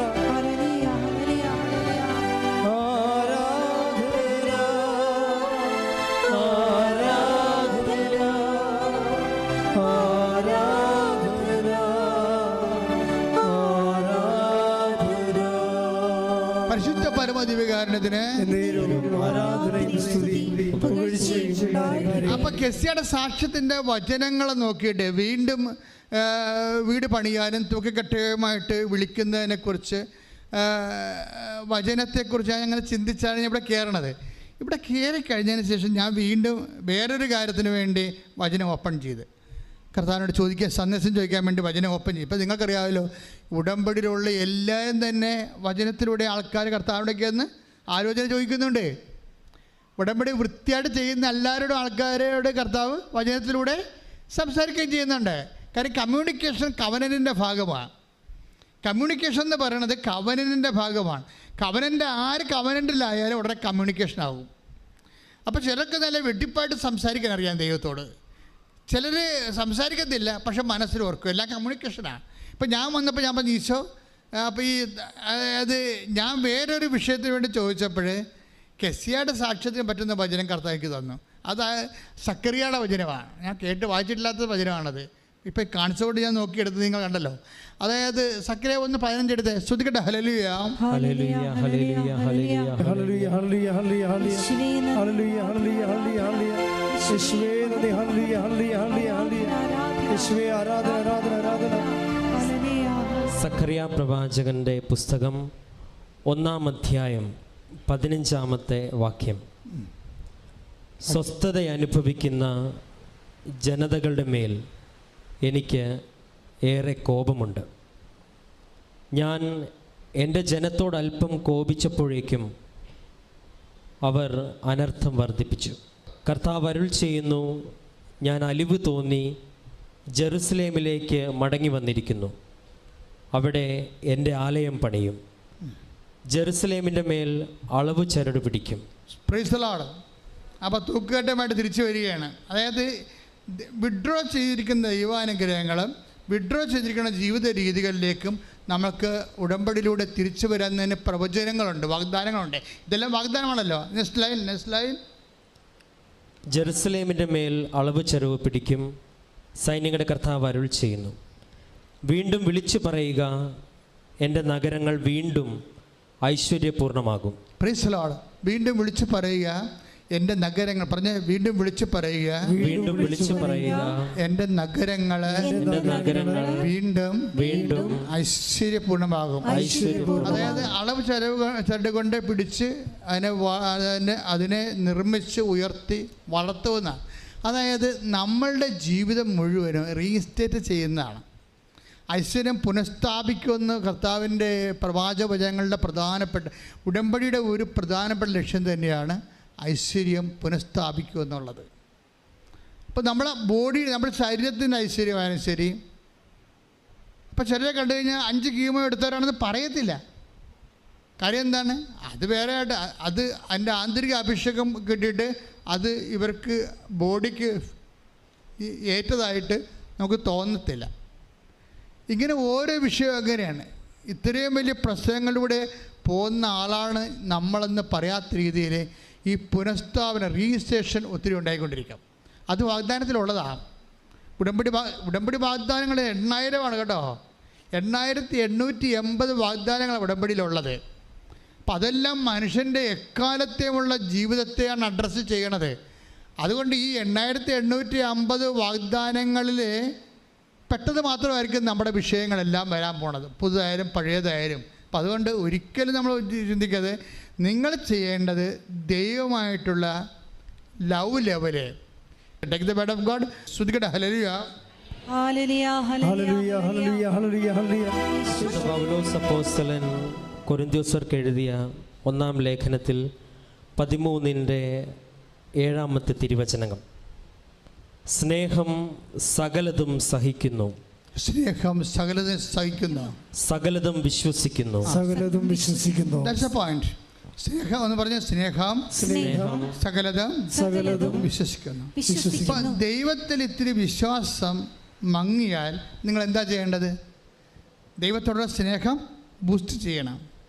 ഇതൊരു ഫോർമുലയാണ്. ദൈവത്തോട് അല്പം സ്നേഹം നിങ്ങൾക്ക് മങ്ങിയാൽ, വിശ്വാസം മങ്ങിയാൽ, നിങ്ങൾക്കറിയാമല്ലോ അവിടെ ഒരു ബാലൻസിങ് എന്ന് പറയണത്, നിങ്ങളുടെ വിശ്വാസം മങ്ങിയാൽ എന്താ പറ്റണത്? സംശയം കൂടും. അതാണ് കാര്യം. വിശ്വാസവും സംശയം കൂടിയാണ് ഉള്ളത്. വിശ്വാസം എന്ന് പറയണത് സംശയരഹിതമായ ഒരു അവസ്ഥയാണ് വിശ്വാസം എന്ന് പറയുന്നത്. ശരിക്കും പറഞ്ഞാൽ അതാണ് ഈശോ ചോദിക്കുന്നത്, അല്പവിശ്വാസി നീ സംശയിച്ചത് എന്തിന്? അപ്പം വിശ്വാസം അല്പമായാൽ സംശയം കൂടിയിരിക്കും. Take the word of God. ശ്രുതിക്കട്ടെ. ഹല്ലേലൂയ, ഹല്ലേലൂയ, ഹല്ലേലൂയ, ഹല്ലേലൂയ. യേശുവേ നന്ദി, ഹല്ലേലൂയ, ഹല്ലേലൂയ. നന്ദി, ആരാധന. മത്തായിയുടെ സുവിശേഷം 14-ാം അധ്യായം 31-ാമത്തെ വാക്യം. മത്തായി 14:31. ഉടനെ യേശു കൈനീട്ടി അവനെ പിടിച്ചുകൊണ്ട് പറഞ്ഞു. അവനെ പിടിച്ചുകൊണ്ട് ആര് പിടിച്ച കാര്യം പറയണേ? പത്രോസിനെ. അപ്പം ഉടനെ അതായത് സിറ്റുവേഷൻ ഓഫ് ദി സ്റ്റോറി ഇങ്ങനെയാണ്. കർത്താവ് കടലിൻ്റെ മീതെ രാത്രി വരുന്ന ഭാഗമാണിത്. അപ്പം കടലിൻ്റെ മീതെ കർത്താവിനെ കണ്ടപ്പോൾ വിസ്മയിച്ചുകൊണ്ട് പത്രോസ് ഒത്തിരി സ്നേഹത്തോടെയാണ് പറഞ്ഞത്, Lord is it you? If അതായത് നീയാണ് എങ്കിൽ എന്നോടും ഈ കടലിൻ്റെ മീതെ അങ്ങോട്ട് വരാൻ കൽപ്പിക്കുന്നത്. ഈ പത്രോസ് ഈശോ കടലിൻ്റെ മീതെ വരുമ്പോഴേ നിങ്ങൾക്കറിയാമല്ലോ, എപ്പോഴും പത്രോസിൻ്റെ ഉള്ളിൽ വിശ്വാസത്തെക്കാളുപരി സ്നേഹമാണ് വരണത്. അപ്പോൾ ഈശോ കണ്ടപ്പോൾ വേറെ ആർക്കും തോന്നാത്തൊരു കൊതിയല്ല ശരിക്കും പറഞ്ഞാൽ സ്വാതന്ത്ര്യമാണ്. പത്രോസിൻ്റെ ഈ സ്നേഹത്തിൻ്റെ ഒരു പ്രശ്നം, സ്നേഹത്തിൽ സ്വാതന്ത്ര്യം ഉണ്ടാകും. അതായത് ഭയങ്കര, നിങ്ങൾക്കറിയാം, നിങ്ങൾ ഏറ്റവും കൂടുതൽ സ്വാതന്ത്ര്യം കാണിക്കുന്ന ആരോടായിരിക്കും? ഏറ്റവും കൂടുതൽ സ്നേഹിക്കുന്നവർ. നിങ്ങൾ ഏറ്റവും കൂടുതൽ തോന്നിയ ദിവസം കാണിക്കുന്ന ആരോടായിരിക്കും? ഏറ്റവും കൂടുതൽ സ്നേഹിക്കുന്നവരോടാണ്. അപ്പോൾ സ്നേഹത്തിന് സ്വാതന്ത്ര്യം ഉണ്ടാവും. അപ്പോൾ പത്രോസിന് സ്വാതന്ത്ര്യം കൂടുതലാണ്, കാര്യം സ്നേഹം കൂടുതലാണ്. അപ്പോൾ കടലിൻ്റെ മീതെ കർത്താവെ കണ്ടപ്പോൾ ഈ മനുഷ്യനുള്ള ഒരു സ്വാതന്ത്ര്യത്തോടുള്ള ഒരു അധികാരമുണ്ടല്ലോ. പറഞ്ഞ്, കർത്താവേ നീയാണ് അതെങ്കിൽ കടലിൻ്റെ മീതെ അങ്ങോട്ട് വരാൻ എന്നോട് പറയാൻ പറയും, എന്നെ വിളിക്കാൻ പറയും. അപ്പോൾ ഈശോ പറഞ്ഞു കാം എന്ന് പറയും. അത് അവർ തമ്മിലുള്ള സ്നേഹത്തിൻ്റെ സ്വാതന്ത്ര്യത്തിൻ്റെ തോത് ചിന്തിക്കാൻ പറ്റുന്ന അല്ല, ശരിക്കും അത്രയും കൂടുതലാണ്. പക്ഷേ ഈ സ്നേഹത്തിലാണ് ഇവൻ ഈ യാത്ര ചെയ്യണത്. കടലിൻ്റെ മീതെ, വിശ്വാസത്തിലല്ല. കടലിൻ്റെ മീതെ പത്രോസ് യാത്ര ചെയ്യും കർത്താവിൻ്റെ അടുത്തേക്ക്. അത് സ്നേഹത്തിലാണ് യാത്ര ചെയ്യണത്. പക്ഷെ കാലം നനഞ്ഞ് കാറ്റടിച്ചപ്പോൾ പെട്ടെന്ന് സ്നേഹം മറന്നുപോയി. അപ്പോൾ ഉടനെ ഇവൻ ഡുമ്പെന്ന് പറഞ്ഞ് താഴേക്ക് വരും. ഉടനെ കർത്താവ് ഉടനെ കയറി പിടിക്കുക പറഞ്ഞു അല്പവിശ്വാസി. എന്താണ്? അപ്പോൾ അല്പസ്നേഹമുള്ളവരെന്നല്ല, അതായത് സ്നേഹമാണെങ്കിൽ എന്താ ചെയ്യണത്? അങ്ങോട്ട് പോകണം. നമ്മുടെ യാത്ര എപ്പോഴും വിശ്വാസത്തിലല്ല യാത്ര, പിന്നെന്താണ്? സ്നേഹത്തിലാണ് യാത്ര. അപ്പോൾ ഒരു ദിവസങ്ങളിലൊരു സാക്ഷ്യം എന്ന് പറയണത്, അവളുടെ പട്ടയം എന്ന് പറയുന്നത് പുറമ്പോക്ക് ഭൂമിയിൽ പട്ടയം എന്ന് പറഞ്ഞ ബാങ്കുകാരെടുക്കത്തില്ല. അപ്പോൾ അവൾ ഉടമ്പടി വെച്ചിരിക്കണത് പട്ടയ ഭൂമി, പുറമ്പോക്കിലെ പട്ടയ ഭൂമി താമസിക്കാനുള്ള ഗവൺമെൻറ് ഒരു ടെമ്പററി പെർമിറ്റാണ് ഉള്ളത്. അത് ബാങ്കുകാർ ഈടായിട്ട് എടുക്കണം. അതിനുവേണ്ടിയാണ് ഒന്ന് ഉടമ്പടി ചെയ്തിരിക്കുന്നത്. കാര്യം എന്താണ്? എനിക്ക് വേറെ മാർഗമില്ല. പുറമ്പോക്കിൽ താമസിക്കുന്ന എനിക്ക് പുറമ്പോക്കിലെ പട്ടയഭൂമി ടെമ്പററി പെർമിറ്റുള്ള താമസിക്കാനുള്ള അനുവാദം മാത്രമേ ഉള്ളൂ അവിടെ. അപ്പം അത് ഞങ്ങൾക്ക് ബാങ്കിൽ ഈടായിട്ട് വെക്കണം. പണിയാണ്. അതിന് ഉടമ്പടി ചെയ്തിരിക്കുന്നത്. അതെന്ത് ഉടമ്പടിയാണ് ചെയ്തിരിക്കുന്നത്? അത് വിശ്വാസത്തിലല്ല ചെയ്തിരിക്കുന്നത്, സ്നേഹത്തിലാണ് ചെയ്തിരിക്കുന്നത്. എൻ്റെ ദൈവം എന്നെ സഹായിക്കുമെന്നുള്ള സ്നേഹത്തിൽ. നമ്മുടെ യാത്ര, ഉടമ്പടി യാത്ര എപ്പോഴും സ്നേഹത്തിലാണ്. എന്തുമാത്രം ആൾക്കാരാണ് 100 മേനിയും കൊയ്യണത്. ആരാ കൊയ്യണത്? ഈ വിശ്വാസികളല്ല കൊയ്യണത്, സ്നേഹക്കാരാണ് കൊയ്യണത്. അവരങ്ങനെ കണ്ണുപൊട്ടി ദൈവത്തിലങ്ങനെ സ്നേഹത്തിൽ ഉറപ്പിച്ച് വിശ്വസിച്ച് പോയാണ്. അതാണ് കർത്താവ് ചോദിക്കുന്നത്. അതായത് എന്നിട്ട് ഇവിടെ കൊണ്ട് ഉടമ്പടി ചെയ്ത് കഴിയുമ്പോൾ ഇവളോട് കർത്താവ് മാതാവ് സ്വപ്നത്തിൽ പറയും, അല്ല 2 ദിവസം കഴിയുമ്പോൾ ആ സാക്ഷ്യം നമ്മൾ ഈ ആഴ്ചയിലുള്ള സാക്ഷ്യമാണ്. 2 ദിവസം കഴിയുമ്പോൾ ഉടമ്പടി കഴിയുമ്പോൾ 2 ദിവസം കഴിയുമ്പോൾ തന്നെ മനോരമയിൽ ഒരു വാർത്ത വരും. എന്താ വാർത്ത വരുന്നത്? അതായത് പുറമ്പോക്ക് ഭൂമിയാണെങ്കിൽ നിങ്ങൾക്ക് ബാങ്ക് ഈട് വെക്കാമെന്നും പറഞ്ഞ് വാർത്ത വരും. നിങ്ങളൊന്ന് ചിന്തിച്ച് നോക്കിയാൽ ഇതിൻ്റെയൊക്കെ പോക്ക് കണ്ടില്ലേ? ഈ ആഴ്ചത്തെ സാക്ഷ്യമാണ് എന്ന് വെച്ചാൽ റെക്ടിഫൈ ചെയ്ത് കൊടുക്കും. അപ്പം നിങ്ങളത് ആനുഷംഗികമായിട്ട് സംഭവിച്ചാണെന്ന് പറഞ്ഞ കാര്യമില്ല. നിനക്ക് പകരം ഞാൻ ജനതകളെ കൊടുക്കുമെന്ന സംഭവം. സാക്ഷ്യം എന്താ പറഞ്ഞിരിക്കണത്? വചനത്തിൻ്റെ വാഗ്ദാനം എന്താണ്? നീ ഈ രാജ്യത്തിൻ്റെ നിയമം വേണമെങ്കിലും നിനക്ക് വേണ്ടി ഞാൻ മാറ്റുമെന്നാണ്. ദൈവത്തിൻ്റെ സ്നേഹത്തിൻ്റെ തോതെന്ന് പറയണത് സ്വന്തം പുത്രനെ വരെ നൽകുന്ന തോതാണ്. കൈയടിച്ച് സ്തുതിക്കട്ടെ. ഹല്ലേലൂയ ഹല്ലേലൂയ ഹല്ലേലൂയ ആരാധന. ഹല്ലേലൂയ ഹല്ലേലൂയ ആരാധന. ഹല്ലേലൂയ ഹല്ലേലൂയ ഹല്ലേലൂയ ആരാധന. ആരാധന ആരാധന ആരാധന യേശുവേ ആരാധന.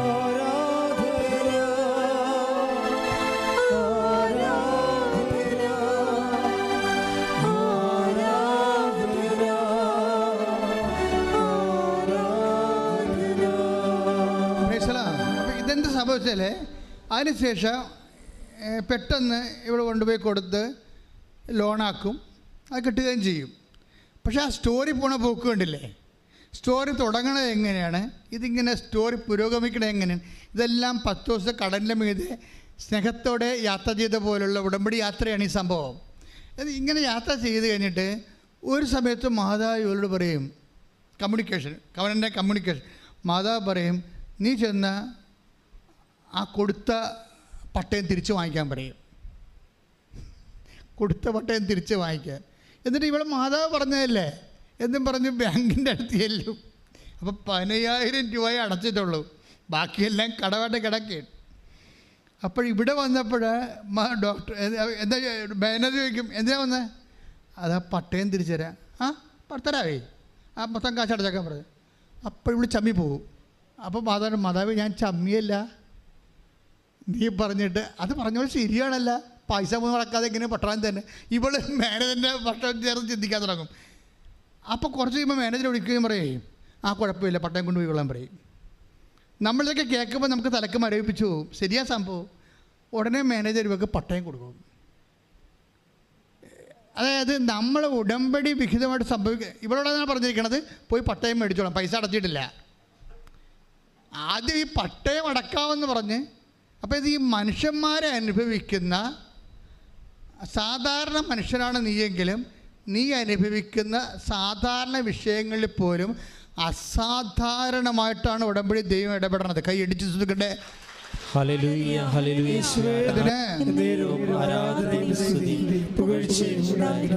അപ്പോൾ ഇതിൻ്റെ വിഷയം വരുന്നത് നമ്മൾ കറക്റ്റായിട്ട് മനസ്സിലാക്കേണ്ടത്, take the word of God again. അല്പവിശ്വാസി നീ സംശയിച്ച് എന്തിനാ? ശ്രുതിക്കട്ടെ.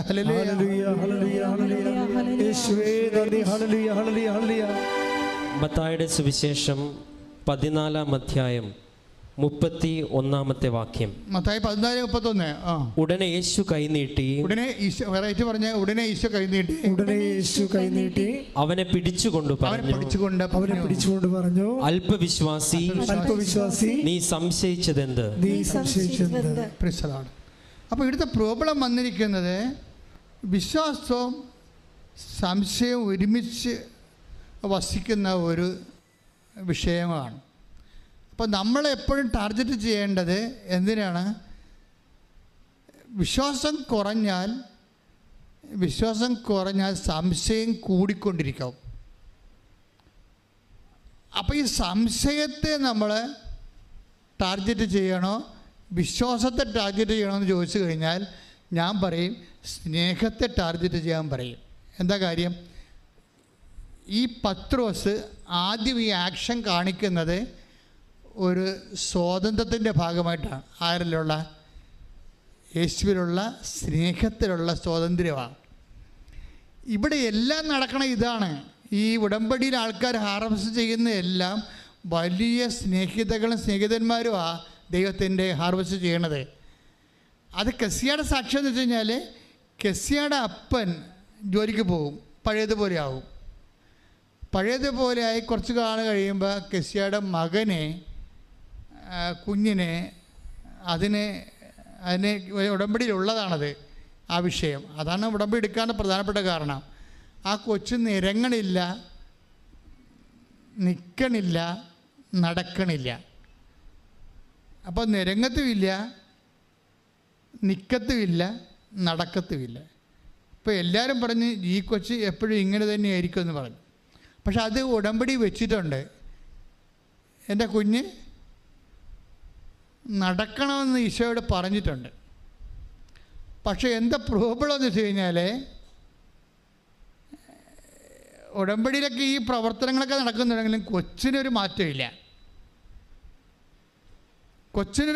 പക്ഷേ കൊച്ചിന് മാറ്റമില്ലെന്ന് പറഞ്ഞുകൊണ്ട് ഉടമ്പടി ഇവിടെ ഉഴപ്പണില്ല. പല ആൾക്കാർക്കുള്ളൊരു കുഴപ്പം അതാണ്.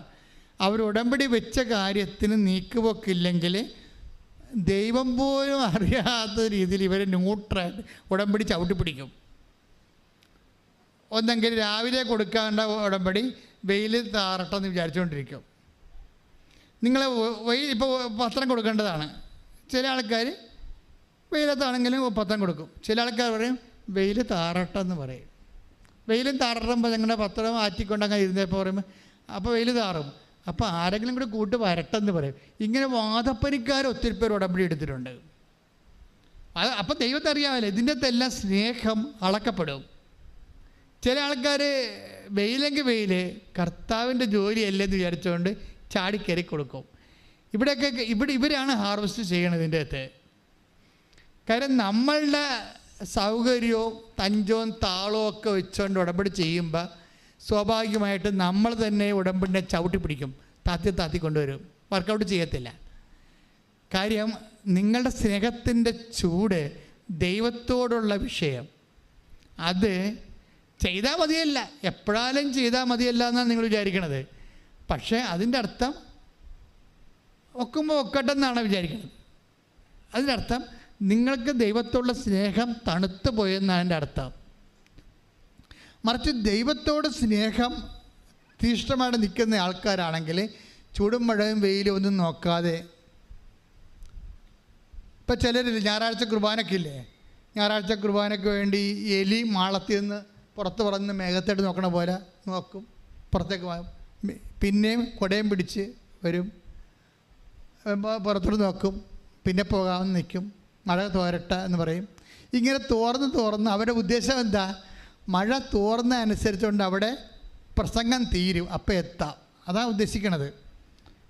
മഴയാണെന്ന് നമ്മൾ പറയാനുണ്ടെങ്കിലും നമ്മുടെ ഉള്ളിലിരിപ്പ് എന്താണ്? നമുക്ക് നോക്കുമ്പോൾ ദൈവത്തിന് കുഴപ്പമില്ല.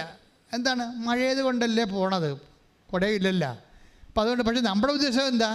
നമ്മുടെ ഉദ്ദേശം മഴ പമ്മുന്നനുസരിച്ചിട്ട് അവിടെ പ്രസംഗം കുർബാനയ്ക്ക് പോയെന്നുമായി മൊത്തം അവിടെ ഇരിക്കുകയും ചെയ്യേണ്ട. ഈ കള്ളക്കളികളെല്ലാം അപ്പം തന്നെ സ്കാൻ ചെയ്ത് പുറത്ത് വരും. നിങ്ങൾ പണി മേടിക്കണം നിങ്ങൾ തന്നെ കാരണക്കാരാണേ.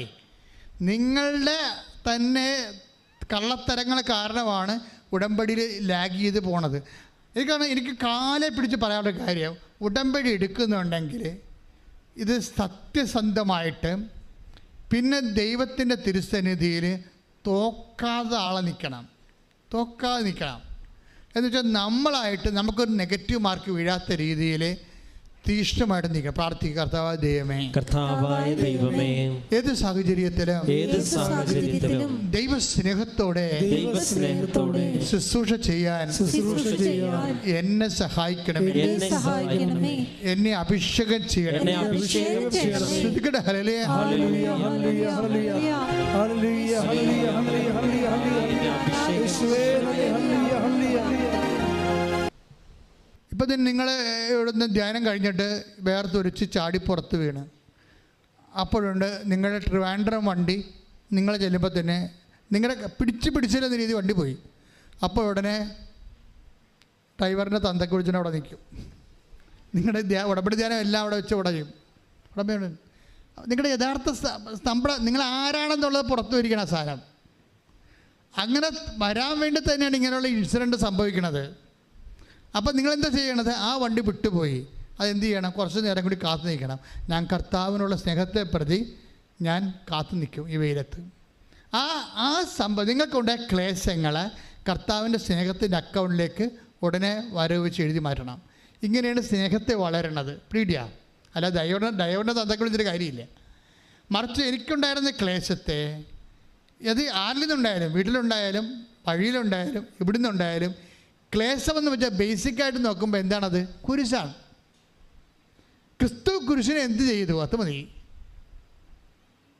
അതായത് ക്ലേശമെന്ന് പറഞ്ഞപ്പോൾ ഡ്രൈവർ ഉണ്ടാക്കിയാലും കണ്ടക്ടർ ഉണ്ടാക്കിയാലും വീട്ടുകാരുണ്ടാക്കിയാലും ആരുണ്ടാക്കിയാലും ക്ലേശമെന്ന് പറഞ്ഞ സാധനം എന്താ? ബേസിക്കായിട്ട് അത് കുരിശാണ്. ഈ കുരിശിന് നമ്മൾ എന്താ ചെയ്യേണ്ടത്? ചവിട്ട് പിടിക്കണേണ് അല്ല. ക്രിസ്തു എന്താ ചെയ്തത്? I command my spirit. കുരിശിൻ്റെ അവസാനം എന്താ പറഞ്ഞത്? കുരിശിൻ്റെ ആദ്യ വിശ്വാസം പറഞ്ഞില്ല. അത് ഡ്യൂട്ടിയെല്ലാം പൂർത്തിയാക്കിയിട്ട് കുരിശ് എന്ത് ചെയ്യണമെന്നുള്ള അവസാനം പറയും. എന്താണ്? കുരിശ് അപ്പായെ ഏൽപ്പിക്കുന്നു. ഇത് ഏൽപ്പിച്ചിട്ട് എനിക്ക് തിരിച്ചു തരേണ്ടത് എന്താണ്? അപ്പായുടെ സ്നേഹം. നിൻ്റെ സ്നേഹത്താൽ ഞാൻ മഹത്വപ്പെടട്ടെ. അപ്പ മഹത്വപ്പെടുത്തി. കർത്താവിനെ ഉയർത്തെഴുന്നേൽപ്പിച്ചുകൊണ്ട് അപ്പ മഹത്വപ്പെടുത്തി. കൈയടിച്ച് ശ്രദ്ധിക്കട്ടെ. ദിവ്യകാരുണ്യത്തിന്. അപ്പോഴേ ഇങ്ങനെയുള്ള സിറ്റുവേഷൻസൊക്കെ തരുമ്പോഴേ അതെല്ലാം കൺവേർഷനിലേക്ക് മാറ്റണം. അതെല്ലാം ക്ലേശങ്ങളെല്ലാം സ്നേഹമായിട്ട് കൺവേർട്ട് ചെയ്യണം. ഇത് ആധ്യാത്മികമായ ഒരു മെറ്റാബോളിസ പ്രക്രിയ അവിടെ നടക്കുന്നത്. ഒരു പചന വ്യവസ്ഥയാണ് നമുക്ക്. ആ പചന വ്യവസ്ഥയിൽ കുരിശ് കൃപയായിട്ട് കൺവേർട്ട് ചെയ്യപ്പെടും. പക്ഷേ ക്ലേശമായിട്ടാണ് നമുക്കതിനെ കിട്ടണത്. നമ്മളതിനെ പാചകം ചെയ്താണ് ക്ലേശങ്ങളെ നമ്മൾ വിശ്വാസം, പ്രത്യാശ, സ്നേഹം മുതലായ ഇൻഗ്രീഡിയൻസ് ചേർത്തുകൊണ്ട് അല്ലെങ്കിൽ പരിശുദ്ധാത്മാവിൻ്റെ തീ ചേർത്തുകൊണ്ട് ഈ ക്ലേശങ്ങളെ നമ്മൾ ദൈവസ്നേഹത്താൽ പാചകം ചെയ്യും. പാചകം ചെയ്തിട്ടാണ് ഇതിനെ കൃപയായിട്ട് കൺവേർട്ട് ചെയ്യണത്. അപ്പം അതുകൊണ്ട് ഉടമ്പടി ഒരു ജീവിത രീതിയാണ്, ജീവിത ധർമ്മമാണ്, അതുപോലെ ജീവിത ശൈലിയാണ്. ഇതാ അല്ല ഇവിടെ കൊണ്ടുവന്ന് എന്തെങ്കിലും എഴുതിയിട്ട് കെട്ടിത്താത്തിയിട്ട് പോകണമല്ല കേസ് കെട്ട്. അതിൻ്റെ പിന്നിലുള്ള അതിൻ്റെ പ്രക്രിയകൾ, അതിൻ്റെ ഭാഷ്യമാണ് ഞാൻ നിങ്ങളോട് പറയണത്. ഉടമ്പടിയുടെ പ്രക്രിയയുണ്ട്, അതിൻ്റെ ജീവിത രീതികളുണ്ട്, അതിൻ്റെ ഒരു ഭാഷ്യമാണ്. എന്ന് വെച്ചാൽ ഇൻ കേസ് നിങ്ങൾ അതിനാൽ ദൈവത്തിൻ്റെ സ്വന്തം പൈതലായിട്ട് അങ്ങോട്ട് കൺവേർട്ട് ചെയ്യപ്പെടും. ദൈവത്തിൻ്റെ സ്വന്തം പൈതലായി കഴിഞ്ഞാൽ പിന്നെ ഈ പ്രോബ്ലംസ് ഒന്നുമില്ല. എന്താ കാര്യം? നമ്മൾ മക്കളാണെങ്കിൽ അവകാശികളാണ്. അതിനെക്കുറിച്ച് നമുക്ക് നല്ല ബോധമുണ്ട്. കർത്താവിൻ്റെ സ്നേഹിതനാണെങ്കിൽ, കർത്താവിൻ്റെ സ്വന്തമാണെങ്കിൽ, അത് നീയാണെങ്കിൽ എനിക്കും കടലിൻ്റെ മീത് നടക്കാനുള്ള അവകാശമുണ്ട്. കൈയടിച്ച് ശ്രദ്ധിക്കട്ടെ. ഹല്ലേലൂയ, ഹല്ലേലൂയ, യേശുവേ, ഹല്ലേലൂയ, ഹല്ലേലൂയ, ഹല്ലേലൂയ, ഹല്ലേലൂയ, ഹല്ലേലൂയ, യേശുവേ, ഹല്ലേലൂയ, ഹല്ലേലൂയ,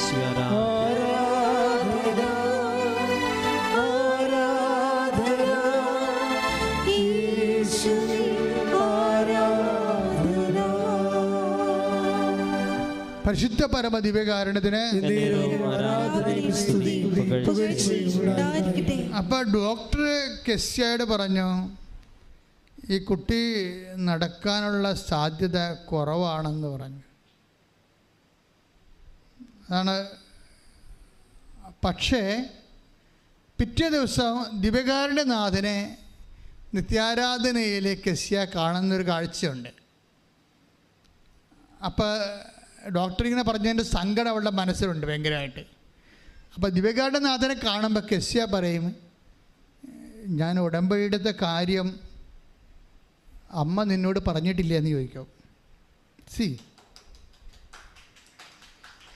ആ ഒരു ഡയലോഗിൻ്റെ പോക്ക്, കമ്മ്യൂണിക്കേഷൻ്റെ പോക്ക് കണ്ട, ഇതിൻ്റെ സ്നേഹത്തിൻ്റെ ലെവൽ കണ്ട. ഈശോനെ ദിവ്യക്കാരൻ്റെ നാഥനെ കണ്ടപ്പോൾ കെസിയ ചോദിക്കണത് എന്താണ്? ഞാൻ അമ്മയെടുത്ത് ഉടമ്പടി എടുത്തായിരുന്നു, ആ കാര്യം അമ്മ നിന്നോട് പറഞ്ഞിട്ടുണ്ടോ എന്ന് ചോദിക്കും. എന്താ കാര്യം? പറഞ്ഞിട്ടുണ്ടോ ഇല്ലയോ എന്നല്ല, അവളുടെ കുഞ്ഞിന് മാറ്റമൊന്നുമില്ല. അപ്പം അമ്മ പറഞ്ഞിട്ടില്ല എന്നാണ് ഇവിടെ പറയണത്. എന്നിട്ട് പിന്നീട് ഇവൾ കണ്ണു നിറഞ്ഞുകൊണ്ട് ഈശോയോട് ചോദിക്കും, ഈശോ എൻ്റെ അമ്മ പറഞ്ഞിട്ടുണ്ടെങ്കിൽ എൻ്റെ ഉടമ്പടിയെ നീ ഓർക്കുന്നുണ്ടോ? എന്തുമാത്രം ആൾക്കാർ ഉടമ്പടി എടുക്കണേ, ലക്ഷക്കണക്കിന് ആൾക്കാരല്ലേ ഉടമ്പടി എടുത്തിരിക്കണേ, എൻ്റെ ഉടമ്പടിയെ നീ ഓർക്കുന്നുണ്ടോ എന്ന് ചോദിക്കും. ഒരു പ്രാർത്ഥനയുടെ രീതി കണ്ട. പുറത്തിറങ്ങുമ്പോഴേ ഒരു മഴവില്ലിങ്ങനെ ഇവിടെ മുമ്പിൽ നിന്ന് വീശിയിട്ടിങ്ങനെ ആകാശം മുഴുവൻ നിറഞ്ഞു കിടക്കും. മഴവില്ലെന്താണ്? ഉടമ്പടി ഉറപ്പിക്കുന്നതിൻ്റെ ബൈബിൾ സൂചനയാണ് മഴവില്ല്. എന്താണ്? ഞാനത് ഓർക്കുന്നുണ്ടെന്ന്. അപ്പം കൊച്ചു എഴുന്നേറ്റ് നടക്കാൻ തുടങ്ങും.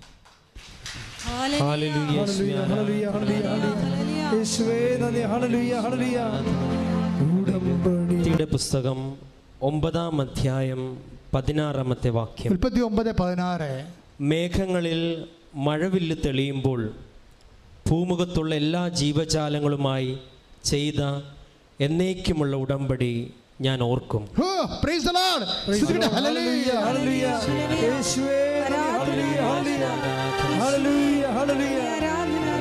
അവൻ പറയുന്നത് ചെയ്തിടുകിൽ ജീവിതം ധന്യമായി തീരും. നിങ്ങൾ ഈ സാക്ഷ്യങ്ങളെ വീട്ടിൽ പോയി കേൾക്കണം കേട്ടോ. കെസിയ കണ്ടമാലി, അതായത് ഇവൾ പറയുന്ന രീതികൾ എന്താണ്? അവസാനം ചോദിക്കുന്നതാണ്. എന്താണ്? എത്രയോ മനുഷ്യർ ഉടമ്പടി എടുക്കുന്നതാണ്.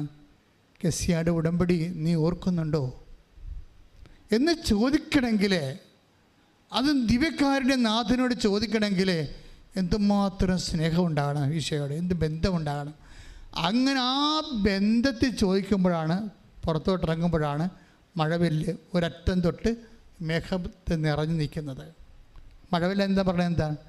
ബൈബിളിൽ ഉടമ്പടി സ്ഥാപിക്കുന്നതിൻ്റെതാണ്, ഉടമ്പടി ഓർക്കുന്നതിൻ്റെതാണ്.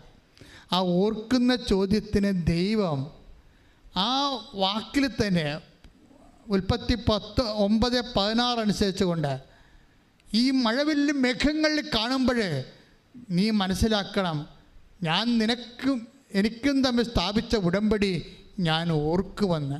ആ ഓർമ്മയെന്ന് പറഞ്ഞാൽ എന്താണ്? കൊഞ്ച് എഴുന്നേറ്റ് നടക്കണതാണ്. ഇത് കഥ മാത്രമല്ലല്ലോ, കൊച്ചു എഴുന്നേറ്റ് നടക്കുന്നുണ്ടല്ലോ. അത് നിൽക്കത്തില്ലെന്ന് പറഞ്ഞ കൊച്ച് എഴുന്നേറ്റ് നടക്കാൻ തുടങ്ങി അന്ന് മുതൽ. ശ്രുതിക്കട്ടെ ഹല്ലേലൂയ. അപ്പോൾ ഈ ഒരു വൈബിലേക്കാണ് നിങ്ങളുടെ കമ്മ്യൂണിക്കേഷൻ ലെവലിൽ എത്തേണ്ടത്. കെസിയയുടെ ദൈവസ്നേഹത്തിലാണ് വിഷയം വന്നത്. എനിക്ക് പലപ്പോഴും തോന്നിയിട്ടുള്ളത്, കൃപാസ്നേഹത്തിൻ്റെ വാതിക്കലെത്തുമ്പോൾ നിങ്ങളുടെ പഠനം, നിങ്ങളുടെ ഡിഗ്രി, നിങ്ങളുടെ തറവാട്ട് മഹിമ, നിങ്ങളുടെ സ്റ്റാറ്റസ് ആൾക്കാർക്ക് നിങ്ങൾ വിസ്മരിക്കണം. വിസ്മരിക്കണമെന്ന് പറയാൻ കാരണം, ഇത് നമ്മുടെ മനസ്സിലുള്ളിടത്തോളം കാലം നമുക്ക് ഇതുപോലെ ദൈവവുമായിട്ട് പ്രാർത്ഥനയിൽ കമ്മ്യൂണിക്കബിൾ ആകുന്നതിന് കുറേ തടസ്സങ്ങൾ വരും. ഉടമ്പടി എപ്പോഴും അങ്ങനെ വരണം. അതുകൊണ്ടാണ് അവരുടെ വിനീത അവസ്ഥ തൃക്കൺ പാർത്തെന്ന് പറയാൻ കാരണം ഇതാണ്. അതായത് വിനീത അവസ്ഥ തൃക്കൺ പാർത്തെന്ന് പറയാൻ കാരണം, ഇപ്പം മാതാവിനെക്കുറിച്ച് ഇപ്പോൾ 1:49 പറഞ്ഞില്ലേ, വിനീത അവസ്ഥ തൃക്കൺ പാർത്തു എന്ന് പറയാൻ കാരണം, നമ്മളുടെ സ്റ്റാറ്റസ് ചില സമയത്ത് നമുക്ക് ഡേഞ്ചറസ് ആയിട്ട് വരാൻ സാധ്യതയുണ്ട്.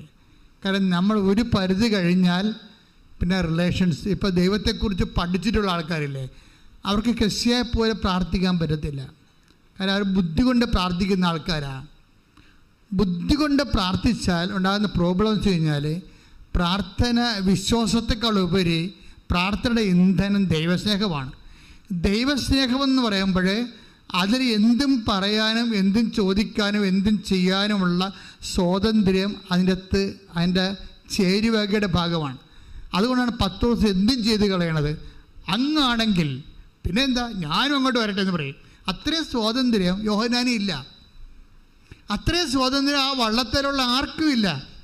ദൈവത്തിൻ്റെ അടുത്ത് ഇത്രയും വലിയ സ്വാതന്ത്ര്യം കാണിക്കണത് അത്രയും വലിയ സ്നേഹത്തിൻ്റെ തോതിലാണ്. പ്രാർത്ഥിക്കുക, കർത്താവായ ദൈവമേ, സെന്റ് പീറ്ററിനെ പോലെ, വിശുദ്ധ പത്രോസിനെ പോലെ ദൈവസ്നേഹത്തിന്റെ തോത് വർദ്ധിപ്പിച്ചുകൊണ്ട് സ്വർഗീയ സ്വാതന്ത്ര്യത്തിന്റെ സുവിശേഷ രൂപമായി എന്നെ അഭിഷേകം ചെയ്യണം.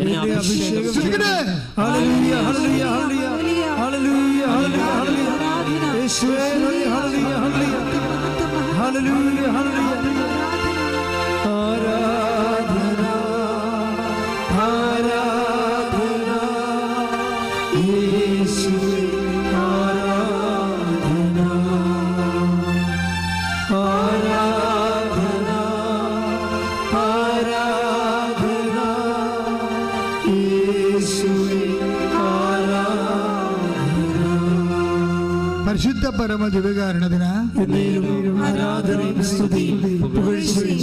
പരിശുദ്ധ പരമ ദിവ്യകാരുണ്യത്തിന്. അതായത് എപ്പോഴും ഈ കമ്മ്യൂണിക്കേഷൻ ലെവലിലേക്ക് നമ്മൾ കീപ്പ് ചെയ്യാൻ വേണ്ടി പ്രത്യേകം ശ്രദ്ധിക്കണം. ദൈവമായിട്ടുള്ള സ്നേഹത്തിൻ്റെ ലെവല് കീപ്പ് ചെയ്യാൻ വേണ്ടി. അതിപ്പോൾ നമ്മൾ അതിനുള്ള ഏറ്റവും വലിയ മാർഗം എന്ന് പറയുന്നത് സാക്ഷ്യം കേൾക്കുന്നത് തന്നെയാണ്. ഇപ്പോൾ ഒരു ദിവസം നമ്മൾ 25 സാക്ഷ്യം അപ്പ് ചെയ്യുന്നുണ്ട്. ഇൻഡിവിജ്വലായിട്ട് 10 സാക്ഷ്യം, കളക്റ്റീവായിട്ട് 15 സാക്ഷ്യം, അങ്ങനെയാണ് 25 സാക്ഷ്യം ഒരു ദിവസം അപ്പ് ചെയ്യാണ്. ഓരോ സാക്ഷ്യവും ഓരോ ബൈബിളാണ്. ബൈബിൾ എന്ന് വെച്ച് കഴിഞ്ഞാൽ വെന്ത ബൈബിൾ എന്ന് പറയുന്നത്. ബൈബിൾ അരിയാണെങ്കിൽ ബൈബിൾ ജീവിച്ച് അനുഭവത്തിലേക്ക് സാക്ഷ്യം മാറുമ്പോൾ ചോറായിട്ട് മാറും. എന്നുവെച്ചാൽ മറ്റുള്ളവർക്കും കൂടി അത് ആഹാരം കഴിക്കാൻ പറ്റുന്നില്ല. സാക്ഷ്യത്തിൻ്റെ ഗുണവതാണ്. സാക്ഷ്യം ചോറാണ്. ബൈബിൾ അരിയാണ്, സാക്ഷ്യം ചോറാണ്. എന്ന് വെച്ച് കഴിഞ്ഞാൽ എന്താ കാര്യം?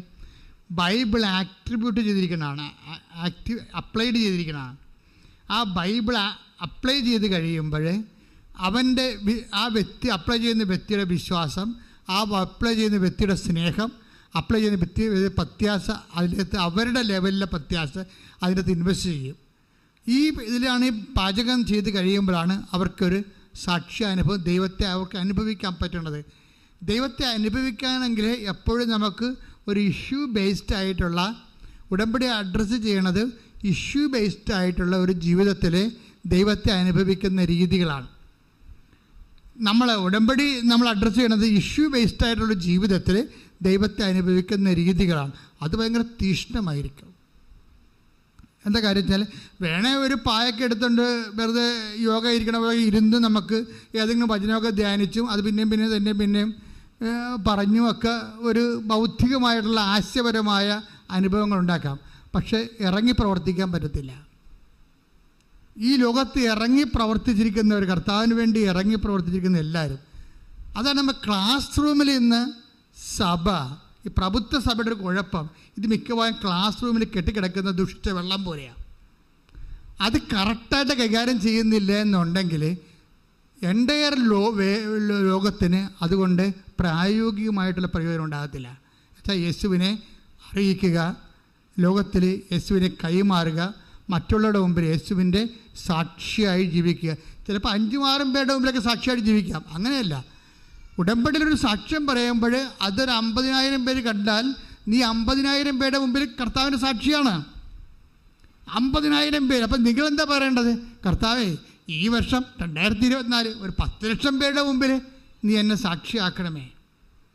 നീ ഉടമ്പടി എടുക്കുമ്പോൾ പ്രാർത്ഥിക്കേണ്ടതെന്ന് വെച്ച് കഴിഞ്ഞാൽ 10 ലക്ഷം പേരുടെ മുമ്പിൽ 2024 എന്നെ സാക്ഷിയാക്കണമേ. ഒന്ന് പ്രാർത്ഥിച്ച്. കർത്താവേ, കർത്താവേ, 10 ലക്ഷം ഈ വർഷം 10 ലക്ഷം പേരുടെ മുമ്പിൽ നിന്റെ പീഡാനുഭവത്തിന്റെ കുരിശുമരണത്തിന്റെ പുനരുത്ഥാനത്തിന്റെ സാക്ഷിയാകാനുള്ള അനുഭവങ്ങളിലൂടെ എന്നെ നടത്തണമേ.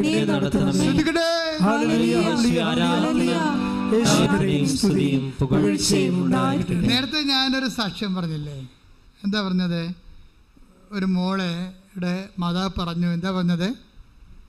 അവൾ ഉടമ്പടി ചെയ്തപ്പോൾ തന്നെ അവരുടെ പുറമ്പോക്ക് ഭൂമി നിയമവിരുദ്ധമായ വിധേയമായി. അത് 2 ദിവസത്തിനുള്ളിൽ സംഭവിച്ചതാണ്.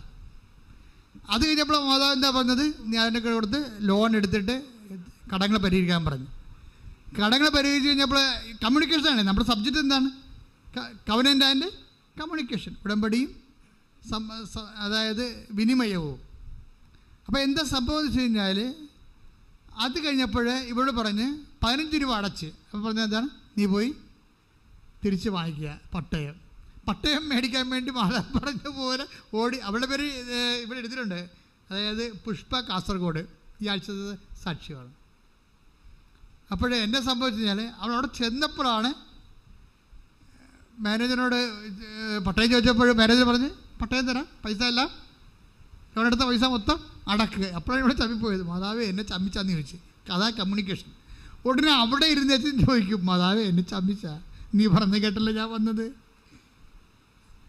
അപ്പോൾ അവൾ തിരിച്ചടക്കുമ്പോൾ മാനേജർ തിരിച്ച് വിളിച്ചിട്ട് മാതാവ് പറഞ്ഞ പോലെ പട്ടയം എടുത്ത് കൈ കൊടുക്കും. ഈ സാക്ഷ്യം ഇങ്ങനെ ഇത് പൊക്കുന്ന രസമാണിതിൽ. നിങ്ങൾ ഇന്ന് ഇടുന്നുണ്ടോ? അത് നോക്കിയേക്കണേ. അതായത് എന്ത് സംഭവിച്ചാൽ, നമ്മൾ വീട്ടിൽ ചെന്ന് കഴിയുമ്പോൾ ഈ പട്ടയം മേടിച്ച് വീട്ടിൽ ചെല്ലും. വീട്ടിൽ ചെന്ന് കഴിയുമ്പോൾ ഇവിടെ വന്ന് ഇതുപോലെ നിങ്ങളെപ്പോലെ ഇരുന്ന് ഉടമ്പടി കൂടുമ്പോൾ ആരാധന സമയത്ത് അച്ഛനൊരു ദർശനം, ഞാനൊരു ദർശനം പറയും. എന്താ പറയണത്? ശരിക്കും പറഞ്ഞാൽ എനിക്ക് നല്ല തൊലിക്കട്ടി ആയതുകൊണ്ടാണ് ഇതൊക്കെ ഞാൻ പറയണത്. കർത്താവ് എൻ്റെ മനസ്സിൽ തോന്നിച്ചാൽ ആ സമയത്ത് അത് പറയണ സമയത്ത് ചെയ്തിരിക്കും. പിന്നെ വന്നത് പോലെ ഞാൻ തെറ്റൊന്നും ചെയ്യത്തില്ലല്ലോ. അപ്പം മാതാവ് അല്ലെങ്കിൽ ഈശോ തോന്നിക്കണല്ലേ ചെയ്യണത്. അല്ലെങ്കിൽ മറ്റുള്ള അച്ഛന്മാരെന്നെ കളിയാക്കുക, മറ്റുള്ളവരെന്നെ ട്രോളുക, അത് ഞാൻ നോക്കത്തില്ല. ഞാൻ എന്താ പറഞ്ഞത്? അതായത് 12655 ഫോൺ നമ്പറുള്ളവർ സൂക്ഷിക്കുക. ഇത് വല്ലൊരു ആൾക്കാരെ കിട്ടിയ അവരും പറയത്തില്ല, ചുമ്മാ തോന്നിയായിരിക്കും എന്ന് വിചാരിക്കും. പക്ഷേ എനിക്ക് ഡിസൈൻമെൻറ്റിൽ അത് കർത്താവിൻ്റെ മെസ്സേജാണെന്ന് തോന്നി. 12655.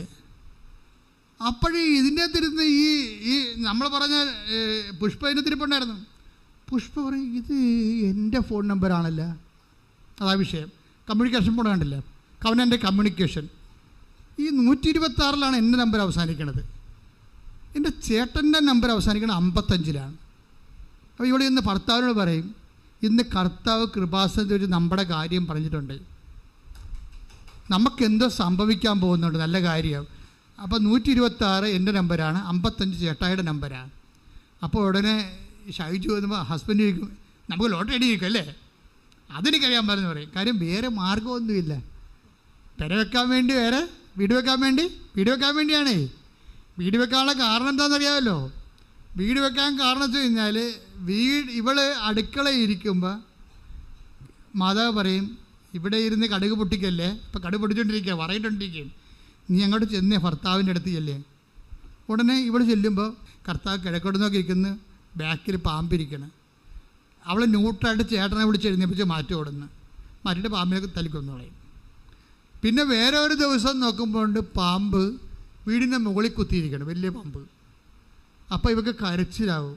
കർത്താവ്, ഈ പുറമ്പോക്കിൽ നിന്ന് എവിടെയെങ്കിലും പോയി ജീവിക്കേണ്ടി വരും. അടച്ചുറപ്പുള്ള വീടില്ലാത്തത് കൊണ്ടല്ലേ ഈശോ ഇങ്ങനെ വന്നു പോണത്. അപ്പോൾ വീടില്ലെന്ന് പറഞ്ഞ് ഇവിടെ ഉടമ്പടി വെച്ചിട്ടുണ്ട്. പാമ്പ് പല പ്രാവശ്യമായിട്ട് വന്നുകൊണ്ടിരിക്കുകയാണ്. അപ്പോൾ ഈ പാമ്പ് വരുമ്പോഴൊക്കെ ഇവൾ ഈശോയോടാണ് പറയണത്, വേറെ ആരോടും പറയത്തില്ല, വേറെ ആരും പറയാനില്ല. അതാണ് പ്രശ്നം. അപ്പോൾ ഇവിടെ വന്നിട്ട് ഇവിടെ ഈ പാമ്പൊക്കെ കയറി ഇനി എന്ത് ചെയ്യാനാണ്? എവിടെയെങ്കിലും പോയി താമസിക്കണ്ടേ? ഇവിടെ എങ്ങനെ ജീവിച്ച അപ്പോൾ ഇവളുടെ സങ്കടക്കാരെന്ന് വെച്ചാൽ പ്രശ്നം വെച്ച് കഴിഞ്ഞാൽ, അതായത് ഈ പുഷ്പയുടെ പ്രോബ്ലം വെച്ചാൽ 2-3 കുഞ്ഞുങ്ങളെ മറ്റേ ഉണ്ട്. ഈ കുഞ്ഞുങ്ങൾക്ക് അടുത്ത് ഉടത്തിക്കിട്ട് പാവം ഒരു രാത്രി മൊത്തം ആ കുഞ്ഞുങ്ങളുടെ ട്യൂബ് ലൈറ്റ് വിട്ടിരിക്കുക അവിടെ. എന്താ കാര്യം? പാമ്പ് വരുന്ന സ്ഥലമാണ് അവിടെയൊക്കെ. പാമ്പ് ഏത് സമയത്ത് വരുന്നതെന്ന് അറിയത്തില്ലല്ലോ. അങ്ങനെ പറയും, എത്ര ഉറക്കവിൻ്റെ പോയിട്ടുണ്ടെന്ന് അറിയാമോ ഈ കുഞ്ഞുങ്ങളെ വളർത്തി. പക്ഷേ എവിടെ പോകാനാണ്? ആര് കാശ് തരാനാണ്? എങ്ങനെ ജീവിക്കും? അങ്ങനെയാണ് വന്ന് ഉടമ്പടി എടുത്തിട്ട് വീടിൻ്റെ കാര്യമൊക്കെ എഴുതിയിട്ടിട്ടുണ്ട്. അപ്പോഴാണ് പാമ്പിൻ്റെ വിഷയം വീണ്ടും രൂക്ഷമാകണം. അപ്പോൾ അതിനിടയ്ക്ക് എങ്ങനെ ജീവിക്കും, എവിടെ പോവും, എങ്ങനെ വീട് വെക്കുമ്പോഴാണ് ഇന്ന് ചിന്തിക്കുന്ന മാതാവ് പറഞ്ഞത്, പട്ടയം റെഡി ആയിട്ടുണ്ട്, പോയി മേടിച്ചുകൊണ്ട് പോരാൻ പറയും. പട്ടയം മേടിച്ചുകൊണ്ട് വീട്ടിൽ കൊണ്ടുവന്ന് വെക്കും. പക്ഷേ വീട് വെക്കാൻ പട്ടയം കൊണ്ട് പറ്റത്തില്ലല്ലോ. അപ്പോൾ പട്ടയം പിടിച്ചിരിക്കുന്ന സമയത്ത് പെട്ടെന്ന് ഇവിടെ 126-55 ഈ നമ്പർ ഉള്ളവർ സൂക്ഷിക്കാൻ പറയും. കർത്താവ് നിങ്ങളോട് സംസാരിക്കാറുണ്ടെന്ന് പറയും. അത് നോക്കുമ്പോൾ അവളുടെ നമ്പറാണ് 126, ചേട്ടൻ്റെ നമ്പറാണ് 55 അവസാനിക്കുന്നത്. വീട്ടിൽ ഹസ്ബൻഡിനോട് ഇത് പറഞ്ഞുകൊണ്ടിരിക്കുകയാണ്. ഇത് നമ്മളെക്കുറിച്ച് കൃപാസനത്തിൽ അമ്മ സംസാരിച്ചായിരുന്നു എന്ന് പറയും. അപ്പോൾ എന്താണ് നമുക്ക് ലോട്ടറി അടിക്കുവാടി? അതറിയാൻ പാടില്ല, ഈ നമ്പറില്ല നമ്പറാണ്. ഇങ്ങനെ ഇവർ ഭർത്താവും ഭാര്യയും കൂടി എങ്ങനെ ജീവിക്കും, ഇതെന്താണ് എൻ്റെ അർത്ഥം എന്നൊക്കെ ചിന്തിച്ചിരിക്കുന്ന സമയത്ത് പെട്ടെന്ന് ഈ ഫോൺ നമ്പർ 126 റിങ് ചെയ്യും. റിങ് ചെയ്തപ്പോൾ ഉടനെ അവിടുന്ന് പരിചയമുള്ള ആൾ വിളിക്കും. ഒരു 2 കിലോമീറ്റർ അകലെയുള്ളവർ, നിങ്ങൾ ഭാര്യയും ഭർത്താവ് ഉടനെ എൻ്റെ അടുത്ത് വരാൻ പറയും. അപ്പോൾ അവർ വിളിക്കുക, അവർ പള്ളിയിലെന്തോ കാര്യമൊക്കെ ചെയ്യുന്നത് നടക്കുന്ന പാർട്ടിയാണ്. അപ്പോൾ അതുകൊണ്ട് അച്ഛൻ്റെ സെൻറ്റ് ഓഫിന് എന്തോ ചെയ്യാനാണെന്ന് വിചാരിച്ചാൽ ഇവർ ഓട്ടോറിക്ഷയിൽ ഭർത്താവും ഭാര്യയും കൂടി അവിടെ ചെല്ലുമ്പോൾ ഉടനെ ആ വീട്ടുകാരൻ ഒരു 5 ലക്ഷം രൂപ എടുത്ത് കൊടുക്കും. കൊടുത്ത് ഞാൻ പറഞ്ഞു, നിങ്ങൾ നിങ്ങളുടെ വീടിൻ്റെ പണി തുടങ്ങുകയാണ്. എൻ്റെ മകൾ ഇപ്പോൾ 10ാം ക്ലാസ്സിലാണ്. അവളെ കല്യാണം കഴിക്കുന്ന സമയത്ത് ഈ കാശ് തിരിച്ചു തന്നാൽ മതി, അത്രയും നിങ്ങൾക്ക് മറിക്കാൻ പറ്റും, വീടിൻ്റെ പണി തുടങ്ങാൻ പറ്റും. അങ്ങനെ ഒരു സ്റ്റോറി പണം പോക്കുണ്ടല്ലേ. ഒരു മനുഷ്യൻ്റെ ജീവിതത്തിൽ ദൈവം വിളിച്ച് പറഞ്ഞ് ഇടപെടുന്ന രീതിയിലേക്ക് പോകുന്ന ഉടമ്പടി. ഇത്രയും ഉടമ്പടിയിലുള്ള അതായത് ഈ ഉടമ്പടി നിൽക്കുന്നവർ ഇത്രയും വലിയ വിശ്വാസത്തിൻ്റെ കൊയ്യുമ്പോഴാണ് മറ്റുള്ളവരും ശ്രദ്ധിക്കണം. ഇതിനകത്ത് നമ്മൾ ഉടമ്പടി എടുത്തിട്ട് ആരെങ്കിലും കൊണ്ട് ഉടമ്പടി എടുപ്പിച്ചു, അല്ലെങ്കിൽ ഉടമ്പടിയുടെ കാര്യങ്ങൾ പതിമുക്കാനും ചെയ്യത്തില്ല. പിന്നെ റിസൾട്ട് നോക്കിയിരിക്കുന്ന ആൾക്കാർ ശ്രദ്ധിക്കേണ്ടത്, ദൈവത്തെ നിങ്ങൾ പരീക്ഷിക്കുന്നതിന് മുമ്പ് ദൈവമായിട്ട് വലിയ സ്നേഹത്തിൻ്റെ സ്വാതന്ത്ര്യത്തിലേക്കാകാൻ നോക്കണം. കാര്യം ഉള്ളതുപോലെ പറയണതാണ് ഇവരെല്ലാവരും. ഇപ്പം നോക്കുമ്പോൾ കെസിയായാലും ശരി, അതുപോലെ തന്നെ ഈ പുഷ്പയാലും ശരി, അവളുടെ അവസ്ഥകൾ അവൾ തുറന്നു പറയാനുള്ള സ്വാതന്ത്ര്യവും സ്നേഹവും അവർ ഉടമ്പടിയിലൂടെ ആർജിച്ചിരിക്കുകയാണ്. ഉടമ്പടി എന്ന് പറഞ്ഞാൽ അതാണ് സംഭവം. അതായത് ഇതൊരു റിലേഷനാണല്ല, ബൈലാറ്ററായിട്ടുള്ള ഒരു ഉഭയകക്ഷിയുടെ 2 കക്ഷികൾ തമ്മിലുള്ള ഒരു റിലേഷനല്ലേ. അപ്പോൾ ദൈവം ആ റിലേഷനെ ബൂസ്റ്റ് ചെയ്തുകൊണ്ട് ആ ഉടമ്പടിയെ മാനിച്ചുകൊണ്ടേ ഇരിക്കും. അപ്പോൾ അവരിപ്പോൾ പുതിയ വീട് വെച്ച് താമസിക്കുകയാണ്. കസ്തുതിക്കട്ടെ, ഹല്ലേലൂയ.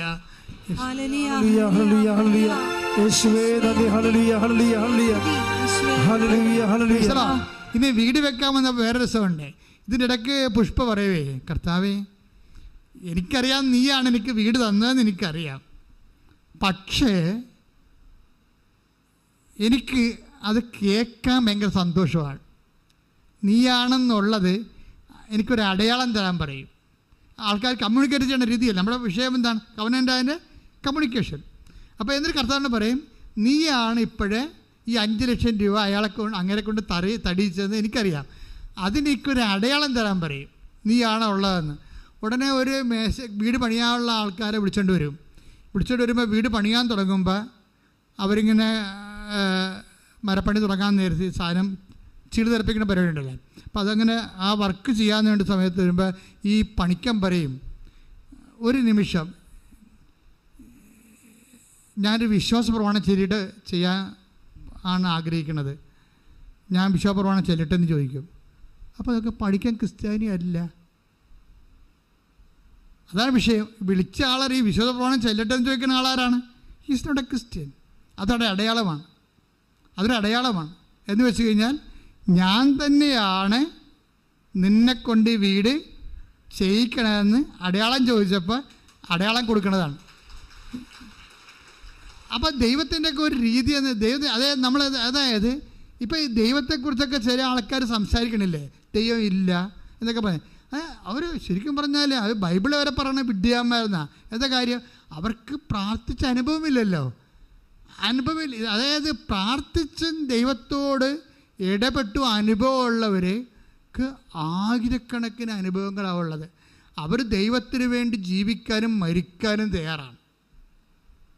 അപ്പം അത് എന്താ ഞാൻ പറഞ്ഞതിൻ്റെ അർത്ഥം എന്ന് വെച്ച് കഴിഞ്ഞാൽ അതായത് ഈ ഒരു ജീവിതം ഉടമ്പടി വഴി ദൈവത്തിൻ്റെ കൂടെയുള്ള ഉഭയകക്ഷിയായിട്ടുള്ള ഒരു ജീവിതം, അത് ഒരു വിഷയത്തിൽ നിങ്ങൾ ഉറപ്പിച്ച് നിർത്തരുത്, വ്യക്തിയിലാണ് ഉറപ്പിച്ച് നിർത്തേണ്ടത്. പിടികിട്ടിയാ? നിങ്ങളത്തെ വിഷയം ഒരു ജോലി, അല്ലെങ്കിൽ നിങ്ങളുടെ വിദേശ യാത്ര, അല്ലെങ്കിൽ നിങ്ങളുടെ വിവാഹം, അപ്പം അത് കഴിയുമ്പോൾ നിങ്ങൾ ഉഴപ്പും. പക്ഷെ അതല്ല ഉടമ്പടി. ഉടമ്പടി എന്ന് പറയുന്നത് വ്യക്തിയെയാണ് നിങ്ങൾ ഉറപ്പിച്ച് നിർത്തേണ്ടത്. കാര്യം ഞാനൊരു വ്യക്തി, ദൈവം ഒരു വ്യക്തി. അതൊരു ടെമ്പററി ആയിട്ടുള്ള അറേഞ്ച്മെൻ്റ് അല്ല, നിത്യത വരെ എത്തുന്ന ഒരു ബന്ധമാണ്. പ്രാർത്ഥിക്കുക, കർത്താവായ ദൈവമേ, എൻ്റെ ജീവിതത്തിലെ നിത്യത വരെ എത്തുന്ന വലിയ സ്നേഹബന്ധമായ ഉടമ്പടി ജീവിക്കാൻ അവസരം തന്നതിന് നന്ദി പറയുന്ന, ഉടമ്പടിയിൽ വളരുവാൻ എന്നെ സഹായിക്കണമേ. ശ്രുതികട്ടെ ഹല്ലേലൂയ.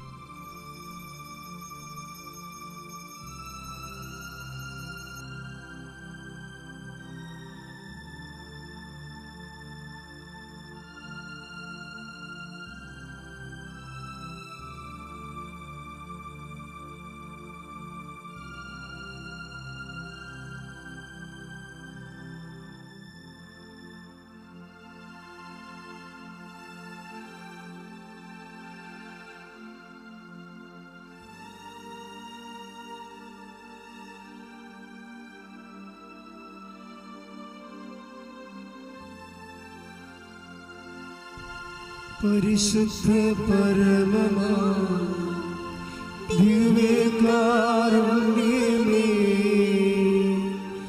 ഇന്നും നിന്നും അങ്ങേയ്ക്കാരാധന. പരിശുദ്ധ പരമമാ ദിവ്യകാരുണ്യമേ, ഇന്നും നിന്നും അങ്ങേയ്ക്കാരാധന. പരിശുദ്ധ പരമമാ ദിവ്യകാരുണ്യമേ, ഇന്നും നിന്നും അങ്ങേയ്ക്കാരാധന.